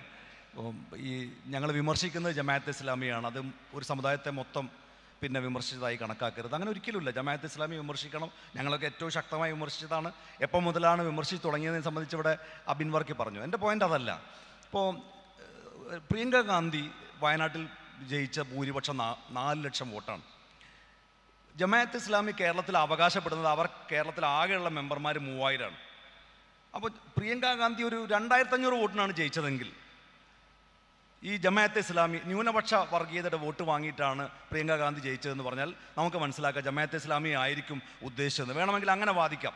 പക്ഷെ 4 ലക്ഷം വോട്ടിന് പ്രിയങ്ക ഗാന്ധി ജയിച്ച ഒരു മണ്ഡലത്തിൽ ജമാഅത്തെ ഇസ്ലാമിയാണ് ഞങ്ങളെ വിമർശിച്ചത് എന്ന് പറയുമ്പോൾ അതിനകത്ത് യുക്തിസഹമായി അത് മനസ്സിലാക്കാൻ ഉൾക്കൊള്ളാൻ ചെറിയ പ്രയാസമുണ്ട്.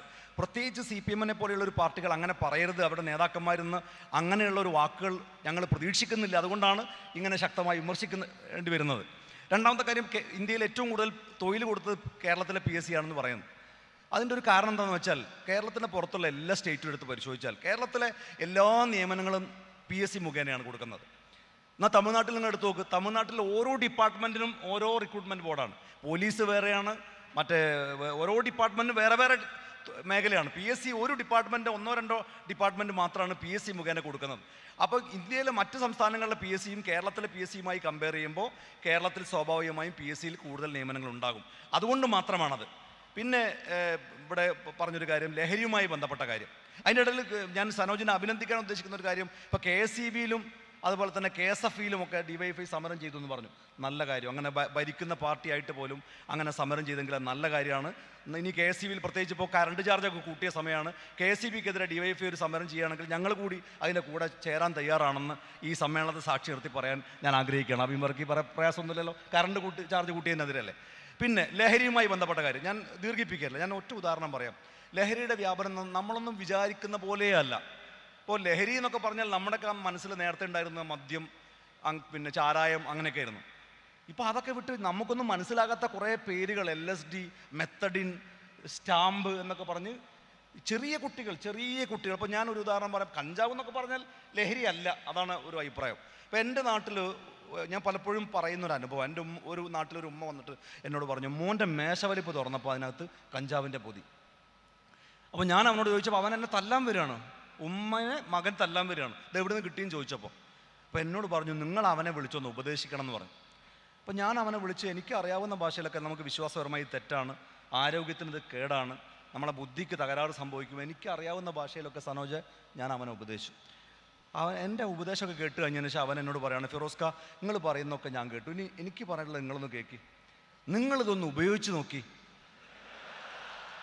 നിങ്ങൾ ഉപയോഗിച്ചിട്ട് പറയത്, നിങ്ങളൊക്കെ ഉപയോഗിച്ച് കഴിഞ്ഞാൽ നിങ്ങളെ പ്രസംഗമൊക്കെ നിൽക്കാതെ വരുന്ന പറഞ്ഞു, നിങ്ങളെ ചിന്തയൊക്കെ പിടുത്തം വിട്ടു പോകുന്നവർ. ഒരു അരമണിക്കൂർ ക്ലാസ് അവൻ എനിക്ക് ഇങ്ങോട്ട്, അവസാനം ഞാൻ തന്നെ കൺഫ്യൂഷനായി. അപ്പം ഞാൻ വിചാരിക്കുകയാണ്, ഇമാതിരി ക്ലാസ്സാണ് അവൻ എനിക്ക് എടുക്കുന്നതെങ്കിൽ നാട്ടുകാർക്ക് അമ്മാതിരി ക്ലാസ് ആയിരിക്കും എടുക്കുക. നിങ്ങൾ ഒറ്റത്തവണ ഉപയോഗിച്ചാൽ മതി എന്നാണ് പറയാം. കഞ്ചാവ് എന്ന് പറഞ്ഞാൽ ആയുർവേദമാണെന്നാണ് എന്നോട് പറഞ്ഞത്. ആയുർവേദമാണ് എന്ന് പറഞ്ഞാൽ ഒറ്റത്തവണ എന്ന് പറഞ്ഞൊരു പരിപാടിയില്ല. ഒരു തവണ ഉപയോഗിച്ചാൽ ഇത് നമ്മുടെ ജീവിതം കൊണ്ടാണ് പോവുക എന്ന് തലമുറയെ ബോധ്യപ്പെടുത്താൻ ഉത്തരവാദിത്തമാണ് നമുക്കുള്ളത്. ഇവിടെ അബിൻ പറഞ്ഞതുപോലെ ലഹരികൾ വേറെ പലതുണ്ട്. ഈ സമ്മേളനത്തിൽ പങ്കെടുക്കൽ ഒരു ലഹരിയാണ്. മനുഷ്യപ്പറ്റുള്ള രാഷ്ട്രീയം നിങ്ങൾ പറഞ്ഞില്ലേ, ഒരാൾക്ക് ഒരു നന്മ ചെയ്യുമ്പോൾ അയാളുടെ മുഖത്ത് കാണുന്ന ഒരു സന്തോഷമല്ലേ, ആ സന്തോഷം കാണുമ്പോഴുണ്ടാകുന്ന നമ്മുടെ ഒരു മനസ്സിനുള്ളൊരു സുഖമുണ്ട്. അതിനേക്കാൾ വലിയ ലഹരി വേറെ ഒന്നുമില്ല എന്ന് പുതിയ തലമുറയെ ബോധ്യപ്പെടുത്തുക എന്നുള്ളതാണ് നമ്മൾ ചെയ്യേണ്ട കാര്യം. അപ്പോൾ ഏതാണ് യഥാർത്ഥ ലഹരി?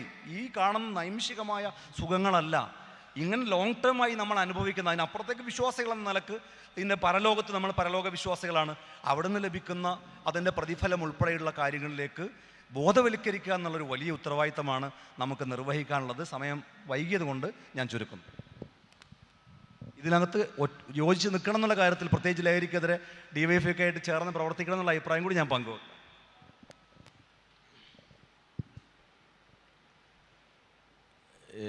കേരളത്തിൽ നിന്ന് വിദേശത്തേക്ക് ധാരാളം കുട്ടികൾ പോകുന്നു. അപ്പം അങ്ങനെ കുട്ടികൾ പോകുന്നതിൻ്റെ ഉത്തരവാദിത്വവും പിണറായി വിജയൻ ഏറ്റുകൊള്ളണം എന്നാണ് ഇപ്പോൾ അബിൻ വർക്കി പറയുന്നത്. ഇവരിത് മാത്രമല്ല പറയാറുള്ളത്. വയനാട്ടിലെ ഉരുൾപൊട്ടിയപ്പോൾ പറഞ്ഞത് പിണറായി ഭരിക്കുന്നതുകൊണ്ടാണെന്ന് പറഞ്ഞു, പ്രളയം 2 തവണ വന്നത് പിണറായി ഭരിച്ചതുകൊണ്ടാണെന്ന് പറഞ്ഞു. ഇങ്ങനെ ഇപ്പോൾ ഉണ്ടാകുന്ന എല്ലാ കാര്യങ്ങളും അത് പിണറായിയുടെ ഭരണമാണ് ഇതിനെല്ലാം കാരണമെന്ന് പ്രചരിപ്പിക്കുകയാണ്. അതുകൊണ്ട് ഞാൻ അത്തരം കാര്യങ്ങളിൽ അധികം മറുപടി പറഞ്ഞു പോകുന്നില്ല. ഒറ്റ കാര്യമുള്ളൂ, ഈ വിദേശത്തേക്ക് കുട്ടികൾ പോകുന്നത് കേരളത്തിൽ നിന്ന് മാത്രമല്ല. നമ്മളങ്ങനെ തെറ്റിദ്ധരിക്കേണ്ട കാര്യമില്ല. നമ്മുടെ രാജ്യത്തെ വിവിധങ്ങളായ സംസ്ഥാനങ്ങളിൽ നിന്ന് ആയിരക്കണക്കിന് ആളുകൾ പോയിക്കൊണ്ടിരിക്കുകയാണ്. ഇത് തടയാൻ പറ്റുമെന്നൊന്നും തോന്നുന്നില്ല. ഇവിടെ ഇപ്പം എന്തെല്ലാം സൗകര്യങ്ങൾ ഒരുക്കിയാലും ആളുകൾ പോവും. അതൊന്ന് ഇവർ പറഞ്ഞൊരു അഭിപ്രായത്തിനെ യോജിക്കുകയാണ്. ഒന്ന്, ആളുകളിപ്പോൾ സ്വതന്ത്രമായി ജീവിക്കാൻ ആഗ്രഹിക്കുകയാണ്. അപ്പോൾ ഇവിടെ ഉണ്ടാകുമ്പം പല വിധത്തിലുള്ള കെട്ടുപാടുകളുണ്ടാവും. നിങ്ങൾ പള്ളി കമ്മിറ്റിക്കാർ നോക്കും അല്ലേ, അപ്പുറം തിരിഞ്ഞാൽ അപ്പുറത്ത് DYFക്കാരുണ്ടാവും, ഇപ്പുറത്ത് കോൺഗ്രസ്സുകാരായിട്ടുള്ള ആളുകളുണ്ടാവും. പല പല പ്രശ്നങ്ങളാണ്. അപ്പോൾ അവരെ സംബന്ധിച്ചിടത്തോളം ഈ പറയുന്ന ഒരു സ്വതന്ത്രമായ ജീവിതം അവരാഗ്രഹിക്കുന്നുണ്ട്. അങ്ങനെ ഒരു വിഭാഗം ആളുകൾ ആ വഴിയിൽ പോകുന്നുണ്ട്. മറ്റൊന്ന്, ഉന്നതമായ പഠനം നടത്താൻ സൗകര്യം ഉള്ള സ്ഥലം നോക്കി പോകുന്നുണ്ട്. മറ്റ് പല കാരണങ്ങൾ കൊണ്ട് പോകുന്നുണ്ട്. അപ്പോൾ അതുകൊണ്ട് ഇതെല്ലാം ഈ ഗവൺമെൻറ്റിൻ്റെ മോശം കൊണ്ടാണ് എന്ന് ചുരുക്കി വ്യാഖ്യാനിച്ച് അതിനെയും കക്ഷി രാഷ്ട്രീയത്തിൻ്റെ കള്ളിയിൽ പെടുത്തരുത് എന്ന് മാത്രമേ ഈ അവസരത്തിൽ പറയാനുള്ളൂ. മറ്റൊന്നിവിടെ ലഹരിയുമായി ബന്ധപ്പെട്ട വിഷയം ഇവിടെ പറഞ്ഞു. വളരെ ഗൗരവമായ പ്രശ്നമാണ്. നമുക്കതിനെ കൂട്ടായി യോജിക്കാൻ കഴിയുന്ന മുഴുവൻ ആളുകളുമായിട്ടും യോജിക്കണം എന്ന് തന്നെയാണ് ഞങ്ങളുടെ അഭിപ്രായം. ഞങ്ങൾ വലിയ ക്യാമ്പയിനൊക്കെ തുടങ്ങിയിരുന്നു. ഞങ്ങൾ കായിക പരിപാടി ലഹരിയാവാം കളിയിടങ്ങളോട് എന്നൊരു ക്യാപ്ഷൻ മുൻനിർത്തിക്കൊണ്ട് വ്യാപകമായി തുടങ്ങിയിരുന്നു. അത്തരം കാര്യങ്ങൾ നമുക്ക് ശക്തിപ്പെടുത്തിക്കൊണ്ട് ഇതിനെ പ്രതിരോധിച്ചേ പറ്റൂ. നമുക്ക് ഓരോ ദിവസവും കേട്ടുകൊണ്ടിരിക്കുന്ന വാർത്തകൾ നമ്മൾ പലപ്പോഴും ധരിക്കുന്നത് ഇതൊന്നും എൻ്റെ വീട്ടിൽ വരില്ല എന്നാണ്. ലഹരി എന്നൊക്കെ പറഞ്ഞാൽ എന്തോ പുറത്തുള്ള ആരെയും ബാധിക്കുന്ന, മറ്റുള്ള ആളുകളുടെ മക്കളെ ബാധിക്കുന്ന വിഷയം എന്ന നിലക്കാണ് നമ്മൾ ഉൾപ്പെടെ എടുക്കുന്നത്. ഇവിടെ ഇരിക്കുന്ന ആളെ വീട്ടിലും വരും, എൻ്റെ വീട്ടിലേക്കും ഇത് കാര്യങ്ങൾ കടന്നു വരും എന്ന യാഥാർത്ഥ്യത്തോടു കൂടി ഇതിനെ നേരിടാൻ വേണ്ടി നമ്മൾ തയ്യാറാവണം എന്നുള്ളതാണ്. പിന്നെ ഈ PSC നിയമനവുമായി ബന്ധപ്പെട്ട കാര്യം ഞാൻ വീണ്ടും ആവർത്തിച്ച് പറയുന്നില്ല. കേരളത്തിൽ നിലവിലുള്ള ഏതെങ്കിലും PSC നിശ്ചയിച്ച ഒഴിവിൽ നിയമനം നടത്തില്ല എന്ന് ഗവൺമെൻറ് പറഞ്ഞിട്ടുണ്ടെങ്കിൽ, അല്ലെങ്കിൽ നിയമന നിരോധനം പ്രഖ്യാപിക്കുന്നു എന്ന് ഗവൺമെൻറ് പറഞ്ഞിട്ടുണ്ടെങ്കിൽ ഇവരുടെ കൂടെ നിന്ന് സമരം ചെയ്യാൻ DYFIയും ഉണ്ടാവും. ഒരു തർക്കവും വേണ്ട, ഒരു തർക്കവുമില്ല. എന്തുകൊണ്ട് ഇപ്പം യൂത്ത് കോൺഗ്രസും യൂത്ത് ലീഗും ഇപ്പം സമരം നടത്താത്തത്? ഇപ്പം വേറെ ഓരോ വിഷയത്തെ മുൻനിർത്തിക്ക് സമരം ഉണ്ടാവുമായിരിക്കും, പക്ഷെ അങ്ങനെ പ്രകടമായി പറയാൻ കഴിയില്ല. ഈ അബിൻ വർക്കിയുടെയൊക്കെ ഇപ്പം ഈ സംസാരം കേട്ടാത്തൊന്നും കേരളത്തിൽ ഇതുവരെ കോൺഗ്രസ് ഭരണം നടത്തിയിട്ടേ ഇല്ല എന്നാണ്. കോൺഗ്രസ് പല തവണയും ഭരണം നടത്തിയിട്ടുണ്ടല്ലോ. ആ സമയത്ത് ആൻ്റണി പറഞ്ഞെന്താണെന്ന് നമുക്കറിയാലോ. ഉമ്മൻചാണ്ടിയുടെ കാലത്തുണ്ടായ കാര്യം നമുക്കറിയാലോ. ആ കാലത്ത് നിയമനത്തിൻ്റെ എല്ലാ വണ്ണം ഇവിടെ ഉണ്ടല്ലോ. അതുകൊണ്ട് അത്തരം കാര്യങ്ങളിലേക്ക് നമ്മളിപ്പോൾ അധികം പോകുന്നില്ല. അതൊക്കെ ഓരോ ഭരണകാലത്തും പരിമിതിയും പ്രശ്നങ്ങളെല്ലാം ഉണ്ടായിട്ടുണ്ട്. നിലവിലുള്ള സാമ്പത്തികമായ പരിമിതി കാത്തുനിന്നുകൊണ്ട് ഗവൺമെൻറ് ശക്തമായി മുന്നോട്ട് പോകുന്നു എന്ന് തന്നെയാണ് DYFIക്ക് അഭിപ്രായമുള്ളത്. അതിനകത്തുനിന്ന് വ്യതിചലനം ഉണ്ടായിക്കഴിഞ്ഞാൽ ശക്തമായ സമരവുമായി ഞങ്ങൾ പോവും. പിന്നെ ജമാഅത്തെ ഇസ്ലാമി ആ കാര്യങ്ങളെക്കുറിച്ചൊക്കെ പറഞ്ഞു. ഞങ്ങളുടെ മതനിരപേക്ഷ നിലപാട് ചോദ്യം ചെയ്യാൻ നിങ്ങൾ ആയിട്ടില്ല. എല്ലാ കാലത്തും ശക്തമായ മതനിരപേക്ഷ നിലപാട് ഞങ്ങൾ സൂക്ഷിച്ചിട്ടുണ്ട്. ആരാണ് അയോധ്യയിൽ പള്ളി പൊളിച്ച സ്ഥലത്ത് അമ്പലം പണിയുന്ന സന്ദർഭത്തിൽ വെള്ളി ഇഷ്ടിക പൂജിച്ച് കൊടുത്തത്? ആ മുഖ്യമന്ത്രിയുടെ പാർട്ടി ഏതാണ്, ആ മുഖ്യമന്ത്രിയുടെ പേരെന്താണ് എന്ന് നിങ്ങൾ ആലോചിച്ചാൽ മാത്രം മതി. അതുകൊണ്ട് മതനിരപേക്ഷതയിൽ വെള്ളം ചേർത്തത് ആരാണെന്നൊക്കെ നമുക്കറിയാം. ആര് ഭരിക്കുമ്പോഴായിരുന്നു ബാബറി പള്ളി പൊളിഞ്ഞു പോയതെന്ന് നമുക്കറിയാം. ബാബറി പള്ളി പൊളിഞ്ഞ ഘട്ടത്തിൽ ഇന്ത്യയിലെ പല മാധ്യമങ്ങളും തർക്കമന്ദിരം തകർത്തു എന്ന് വിശേഷിപ്പിച്ചപ്പോൾ പള്ളി പൊളിച്ചു എന്ന് ധൈര്യത്തോടുകൂടി പത്രത്തിൽ എഴുതിയ സംഭവം ഉണ്ടായിരുന്നു. ആ പത്രം ഏതാണെന്ന് നമുക്കറിയാം. അതുകൊണ്ട് ചരിത്രമൊക്കെ എങ്ങനെ നീണ്ട് കിടക്കുന്നുണ്ട്. ചരിത്രത്തിലേക്ക് അധികം പോകാനുള്ള സമയമില്ല. ഒറ്റ കാര്യമേ ഉള്ളൂ, CPMൻ്റെ ഇടതുപക്ഷ രാഷ്ട്രീയത്തിൻ്റെ മതനിരപേക്ഷ നിലപാടിനെ ചോദ്യം ചെയ്യേണ്ട കാര്യമില്ല. എല്ലാവർക്കും അറിയുന്ന കാര്യമാണ്. വാജ്പേയി ഗവൺമെൻറ് തുടർച്ച ഇല്ലാതാക്കാൻ ആവശ്യമായ നിലയിൽ രാഷ്ട്രീയത്തിൽ ഒരു ബോർഡ് മെമ്പർ സ്ഥാനം പോലും വാങ്ങിക്കാതെ ഇന്ത്യയുടെ പ്രധാനമന്ത്രി സ്ഥാനവും എത്രയോ ക്യാബിനറ്റ് മന്ത്രി പദവിയും കൊണ്ടുവച്ചിട്ട് നിങ്ങളിതാ അധികാരത്തിലേക്ക് വരുമെന്ന് പറഞ്ഞപ്പോൾ ഞങ്ങൾക്ക് അധികാരമല്ല പ്രധാനം, സംഘപരിവാറിനെ മാറ്റി നിർത്തലാണ്, നിങ്ങൾ ഭരിച്ചോ, പുറത്തുനിന്ന് നിർബാധം പിന്തുണ നിങ്ങൾക്ക് എന്ന് പറഞ്ഞ രാഷ്ട്രീയം ഇവിടെ ഉണ്ട്. അതുകൊണ്ട് രാഷ്ട്രീയത്തിൽ ഞങ്ങൾ സ്വീകരിക്കുന്ന രാഷ്ട്രീയമായ നിലപാടിനെ ചൂണ്ടിക്കാണിച്ച് ഇത് വർഗീയതയാണെന്ന് പറഞ്ഞാൽ അംഗീകരിക്കാൻ കുറച്ച് ബുദ്ധിമുട്ടുണ്ട്. നിങ്ങൾക്കത് മനസ്സിലാവും എന്നാണ് ഞാൻ കരുതുന്നത്. പ്രസാദിൻ്റെ സംസാരത്തോടുകൂടി നമുക്ക് ഈ സെഷൻ അവസാനിപ്പിക്കേണ്ടതുണ്ട്. ഇല്ല, വലിയ മറുപടികളൊന്നുമില്ല. എല്ലാവരും പരസ്പരം മറുപടികൾ പറഞ്ഞു കഴിഞ്ഞു. ഇവിടെ മൈഗ്രേറ്റിംഗ് എന്ന് പറയുന്നത് കേവലം ഒരു രാഷ്ട്രീയ പാർട്ടി കേരളം ഭരിച്ചതുകൊണ്ട് മാത്രം ഉണ്ടായതാണ് എന്നുള്ള അഭിപ്രായം AIYF-നില്ല. അതിപ്പോൾ സ്വാഭാവികമായും ഇവിടെ സൂചിപ്പിച്ചതുപോലെ തന്നെ ഇപ്പോഴത്തെ യുവതലമുറ മറ്റ് രാജ്യങ്ങളിൽ പോയി ജോലി ചെയ്യുക എന്നത് വലിയൊരു ഫാഷനായി കാണുന്ന ഒരു കാലഘട്ടം കൂടിയാണ് ഇപ്പോൾ ഉള്ളത്. പലരും ആ രീതിയിലേക്ക് ചിന്തിച്ചു കൊണ്ടിരിക്കുകയാണ്. കാലഘട്ടം മാറുന്നതിനനുസരിച്ച് പുറത്ത് പോയി ജീവിച്ച് പുറത്ത് തൊഴിൽ സമ്പാദിച്ചാലേ ജീവിക്കാൻ സാധിക്കൂ എന്നുള്ള പല വ്യാമോഹങ്ങളും ഇപ്പോഴുണ്ട്. പലരും ഇപ്പോൾ അവിടെ തന്നെ പല വിഷയങ്ങളുമായി തിരിച്ചു വരുന്ന കാലഘട്ടം കൂടിയാണ് ഇപ്പോൾ ഉള്ളത് എന്നാണ് പറയാനുള്ളത്. നമ്മുടെ നാട്ടിലെ വിദ്യാഭ്യാസം കൂടുതൽ ശക്തമായി മുന്നോട്ട് പോകുമ്പോൾ അവരെല്ലാം ഇവിടെ പഠിച്ച് ഇവിടെ വളർന്ന് അവരുടെ സമ്പാദ്യം മുഴുവൻ ഇവിടെ തന്നെ ഉപയോഗിച്ചാലേ നമ്മുടെ കേരളം ശക്തമായി മുന്നോട്ട് പോകാൻ സാധിക്കൂ എന്നുള്ളതാണ് നമ്മുടെ അഭിപ്രായം. ലഹരിയെക്കുറിച്ചെല്ലാം ഇവിടെ സൂചിപ്പിച്ചു, അധികം കറക്കുന്നില്ല. കവി അയ്യപ്പൻ പാടിയതുപോലെ കരൾ പങ്കിടാൻ വയ്യൻ്റെ പ്രണയമേ പാതിയും കൊണ്ടുപോയി ലഹരിയുടെ പക്ഷികൾ എന്ന് പാടിയതുപോലെ അന്ന് അയ്യപ്പൻ പാടിയത് മദ്യത്തെക്കുറിച്ചായിരുന്നുവെങ്കിൽ ഇന്ന് MDMA കുറിച്ചുള്ള പുതിയ പാട്ടുകൾ എഴുതാൻ അയ്യപ്പനില്ലാതെ പോയി എന്നുള്ളത് കൂടിയാണ് സൂചിപ്പിക്കാനുള്ളത്. തീർച്ചയായും ലഹരിയുടെ വലിയ പോരാട്ടത്തിൽ ഇങ്ങനെ ഒത്തുചേർന്ന് നമുക്ക് ഒരുമിച്ചിരിക്കാം എന്ന് മാത്രം സൂചിപ്പിക്കുന്നു. അഭിവാദ്യങ്ങൾ. നമ്മുടെ സെഷൻ അവസാനിപ്പിക്കുകയാണ്. തീർച്ചയായും ഇവർക്കിടയിൽ ഇനിയും ഏറെ സംസാരങ്ങൾ നടക്കാനുണ്ടാകും.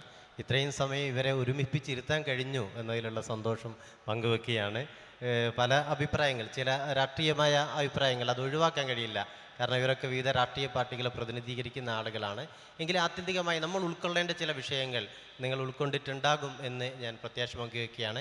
നമ്മൾ നടപ്പുകാലത്തിൻ്റെ രാഷ്ട്രീയം കൂടി സംസാരിച്ചാണ് നമ്മൾ ഈ പ്രമേയം മുന്നോട്ട് കൊണ്ടുപോയിട്ടുള്ളത്. അതിൻ്റെ ഭാഗമായി തന്നെയാണ് ഈ സംവാദം നടന്നത്. പ്രിയപ്പെട്ട അബിൻ വർക്കി, PK ഫിറോസ്, VK സനോജ്, അതേപോലെ പ്രസാദ്, എല്ലാവർക്കും നന്ദിയും സന്തോഷം അറിയിച്ച് ഈ സെഷൻ അവസാനിക്കുന്നു.